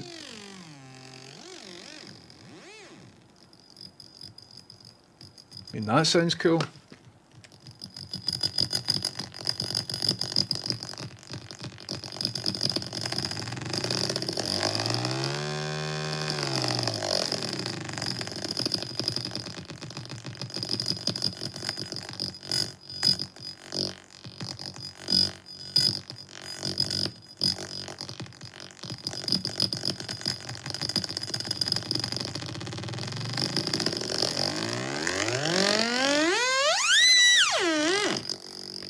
And that's quite enough of that. That is quite enough of that. But you can create full song, or well, track compositions by messing about with that and finding a sweet spot between something that sounds interesting and something that looks interesting at the same time. A whole genre of music has emerged for that called oscilloscope music, spearheaded by some Eastern European boffin called Jerobeam Fenderson. So check that out. It is pure heavy smoking vibes, isn't it? So aye, there we go. 1030 struggling to reconcile that he can be easily categorised into a specific box and has little control over what his tastes are. It's interesting. This is still early in Act 1 when we dig into it further and find out they look exactly like you. The plot darkens. Aye. Imagine you look them up and they're like that. Aye, well, I've created a replica of HAL 9000 and I'm working on a bubble robot and all of this sort of stuff. It's interesting, man. Anyway, what we were doing was Pigsy is an app called Render, OSCI-Render. It's $20 for like the premium version. It's made by a guy called James Hall or something like that. But check it out. All the very best, Dolan. Maximum respect to you. I hope you have a good rest of your day. But that was weird, wasn't it? The 100 ohms resistors worked perfectly, Hugh TV. Although I've just disconnected it, so I'm pointing to a blank screen. Let's turn that off. But the modification worked great, and just before my stream today, I packed this into a nice wee neat box. Interesting stuff, isn't it? But check that out, Osky Render, for anybody who wants to make oscilloscope music. When you buy it, it also comes as a VST, so you can just plug it into Ableton Live and control all the animation parameters using Ableton Automation. And it's great. I highly recommend it. Okie dokie. So, if you remember, what we are doing is creating a DVD menu setup. And we have just achieved exactly that.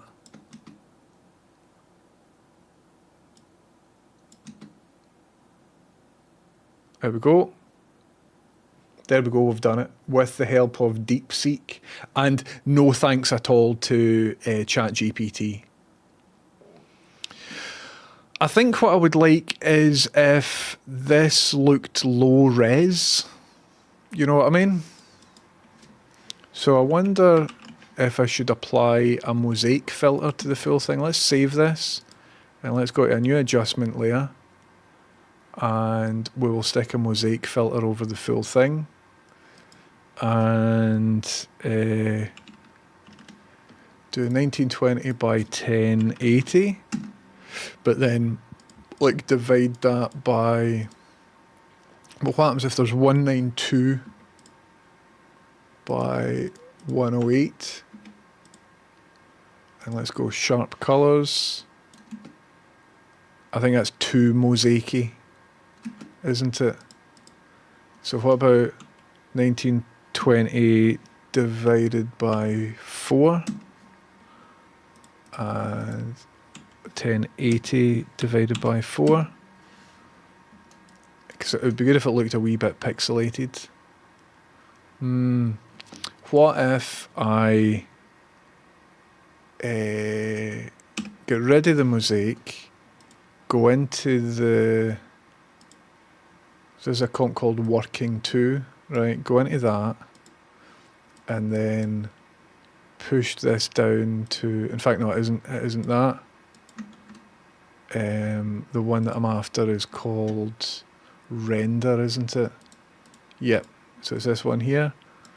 So what if I push this in here and then make the composition like 1024 by 1920, but then change that to 1024 by 576, which is like standard def, and then I will shrink it down, and that sort of vibe. See that? Pure crunchy pixels. I think that'll just look... I mean, it doesn't look as good.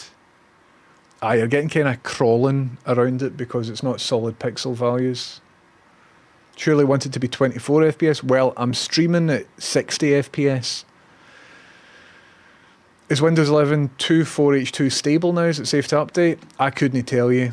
I'm using it, but I've got weird sound issues and things, and I only use Windows for streaming. I'm in After Effects on Windows just now, but I don't ever use this. Pigsy, thanks very much for 26 months. Thank you very much. Carver says, 2 couches hoovered and de-legged, just waiting for some helpers around 5 PM. We'll have them outside. You be careful as well, because you're recovering from a medical procedure.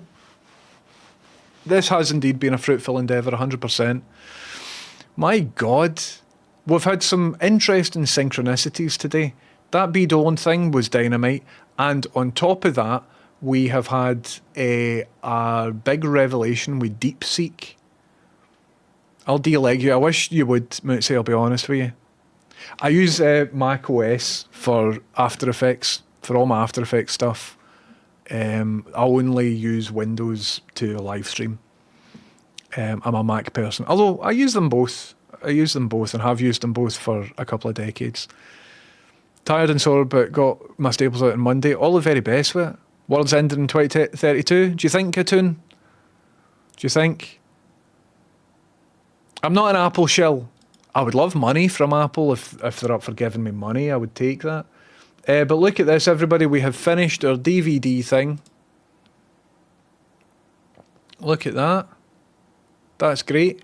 And about 1 minute in, it definitely goes in the corner. I'm really happy with this, man. I'm really happy with this. So what we're going to do is render this out. We go to composition, add to render queue.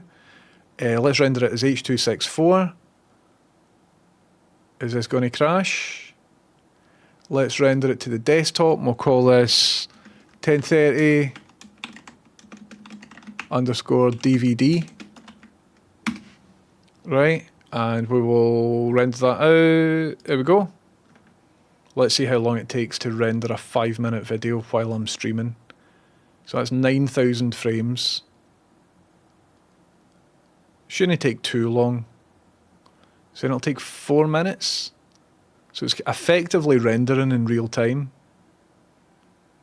That isn't brilliant, considering I'm just moving an image. Also, when I'm rendering, my stream might go a wee bit wonky. So sorry about that.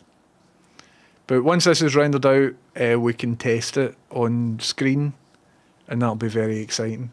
We've done a lot today. Anyway. So I'll leave that rendering in the background. And I think my stream is going a wee bit laggy, isn't it? Because After Effects uses everything it can get. 2 days till Severance, that's exciting. Here, everybody, and by everybody, I'm mainly talking about inattentive partners. Do remember, if you have a partner, Valentine's Day is coming up, right?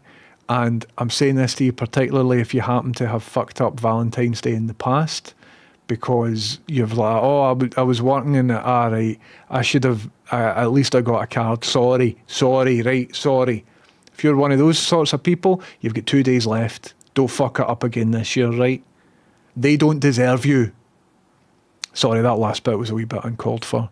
But I was just giving you a wee reminder. There's lots of neurodivergent people that watch this stream, and being one of them, I'm very aware things like this can happen to yous. So, this is me letting yous know. Right? Open a new tab, next day delivery, get fucking in, right? Don't fuck it up again this year. They deserve better. In fact, no, it's a YouTube comment. Never mind. Can Stone Cold give advice to those that balls up Valentine's Day? Not right now, because I'm in the middle of rendering an After Effects animation, but in 1 minute 32, I'll phone up Stone Cold. Oh, I didn't show you the Games Master thing as well. I was going to show you the Games Master, but ended up getting distracted. Aye, tots here, sorry. I'll do that just now. Let this render finish, because when I'm doing Games Master and stuff, it requires lots of visual graphics, performance gear. So give me 1 minute and 8 seconds, and I will let you see all of that. We went out last weekend instead, nice one. This has been a 10:30 public service announcement, totally. Gonna have to get that fixed. There we go. There we go. The Lego flowers are good because they're basically the same price as normal flowers, but they last forever, and it includes the fun task of building it together. That would be a good shout. Show After Effects. After Effects is here, it's just rendering. If you want to see it render. Captain Spark says, I'm waiting to bake something for my colleagues, but otherwise I don't give anyone anything for Valentine's. That's fair. That's fair. And if you're not doing anything for Valentine's Day, it's fair as well. Everybody take care of yourselves. Valentine's Day is a lot of commercial bullshit though. Well, you say that, and even if your partner, if you have a partner, even if they say that, secretly though, deep down, if you think it's a lot of commercial bullshit, here's something you could do. Like, draw a card. One of the best things, or well, the best thing, something that Rachel has kept that I've given her was, in the past, I drew Fred on just a bit of cardstock, folded it over, wrote a wee message on the inside. She's still got that card, whereas she doesn't have like any of the cards that I've bought for the shop, because why would you? Why would you hold on to them? You know what I mean? So anyway, you've got a couple of days if you're into it. Hello Candlelight, welcome in. How's it going? I've just summoned my daughter to hear Steve's wonderful advice and wisdom. A lot of excitement. Okay, right. Well, I phone Big Steve-o. Let's phone Stone Cold. 2 wee seconds. So what am I asking him? What am I asking Stone Cold? Do you have any advice? Right. Let's go. I think I've got it figured out. Let's see if he's in. I don't know what he's up to this weather.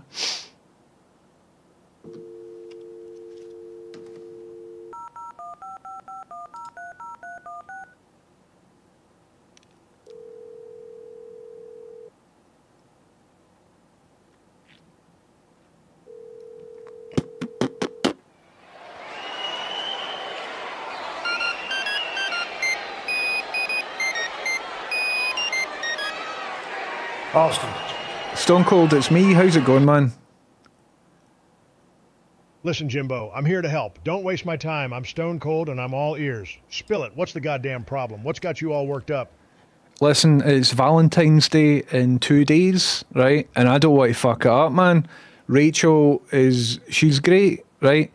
And I just want to make sure, like, I've not got her anything yet. Well, actually, I do have one gift for her, but it hasn't arrived. And what should I do, man? I don't want to fuck up. I'm neurodivergent, right? So I find it difficult to like navigate stuff like this. I want to do something nice, or get her something nice, or something like that. Not necessarily go out for dinner or whatever, because it'll be really busy because it's Valentine's Day. But like, what should I do, man? I need to get my shit together here, Stone Cold. I'm counting on you. All right, Jimmy, calm down. 2 days, huh? Listen. You're not the only one who gets a little rattled around Valentine's Day. First things first, take a deep breath. Now, you said you got a gift already, just hasn't arrived, right? You're good to go on that front. Now, let's focus on what we can do to show this Rachel of yours that you care. You said you don't want to do the typical dinner thing, and that's smart. It's going to be jam-packed. Now, let me ask you this. What is she like? What makes her tick? You got to think about her, not what you think. That's a good call, man. She's recently got into playing chess on an app, chess.com. So we play each other at chess, and she's really into that. She's been learning Gaelic on another app as well to avoid doom scrolling. So she's on Duolingo learning Gaelic, and she's been reading a lot of stuff. And we recently got a telescope as well. So we've been doing like astrophotography. We just got that at Christmas there. What do you think of those things? All right, Jimbo, you're on the right track. Sounds like you've got a few great ideas right there. It's not just about the gifts, it's about the thought behind them. So, she's into chess? That's pretty cool. Kind of like a strategic mind, huh? Maybe you could get her a nice chess set, something fancy. Or maybe you could set up a little chess game at home and have a romantic night playing with some wine and cheese. You said she's learning Gallic, right? That's a great idea. How about you learn a little bit too? You can learn together and maybe even have a little Gallic date night, like a dinner or a small gathering with friends. And the telescope, it's clear you got a good thing going with this, Rachel. You're already doing cool shit together. Don't overthink it. Take her out under the stars, find a nice spot, have some wine, maybe some cheese and crackers, and just enjoy each other's company. You don't need to go all out. Just show her you care and she'll appreciate it. You're already on the right track, Jimbo. Just keep it simple, keep it real. This is cool shit, Stone Cold. You happen to mention cheese twice there. She also really likes cheese, so I think I need to get some cheese. That's it, Jimbo. You see, I'm a therapist, but I also know my way around a cheese plate. You got that right. Listen, cheese is a good idea. You got an eye for detail. Not everyone would think of the cheese. See, you're already thinking like a pro. Now, just don't forget the wine. It's Valentine's Day. It's got to be romantic. You're good to go, Jimmy. Just keep it real. Keep it simple. Cool. Stone Cold, this has been really helpful. Thanks very much, man. You're welcome, Jimbo. Don't forget to relax, enjoy yourself, and keep it real. You got this. And remember, it's the thought that counts, not the price tag. And that's the bottom line. Stone Cold said so.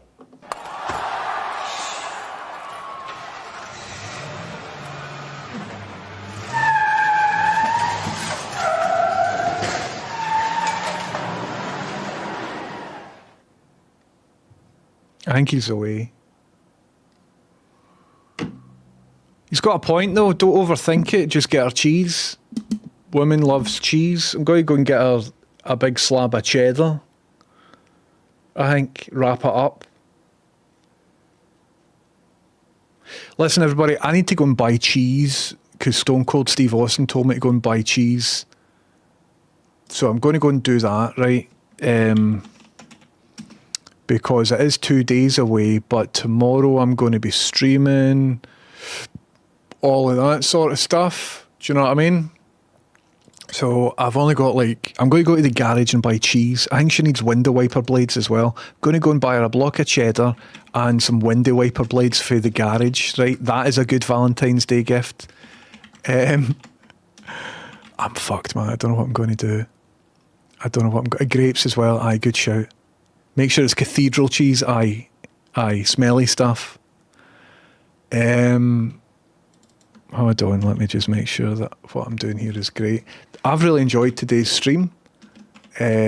We have achieved a lot. I've made a bouncing DVD screenshot sort of thing. And we found B Dolan on the internet. Good news, I did finally finish the thing and popped into the look what I did in your Discord. Dynamite, Mike Almond. I will check that out. I might be on later tonight at 10:30. If I'm not, I'll be on tomorrow at 1:30 in the afternoon. Bromo, bullet points, buy cheese. If your partner's a woman, women love cheese, apparently. So that's what's going to happen. Cheese, the year of the cheese.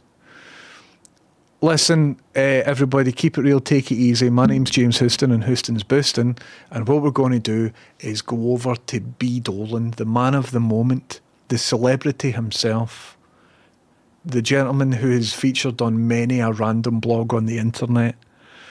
Thanks very much for coming in. I fucked up the magic trick yesterday, and now I'm a wee bit worried that I've lost my touch, so let's see if it works here.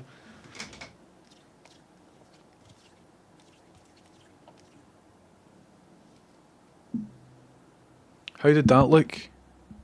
Aye, I've got it again. Might be on at 10:30. I might not be. See yous later. All the very best. See yous later. Bye. Love yous. Bye. Ta-ta. I'll be in Dolan's chat. So stick about. I really like the guy. He's one of the best streamers that is on the platform. Bye. Love you. See you later. Mwah.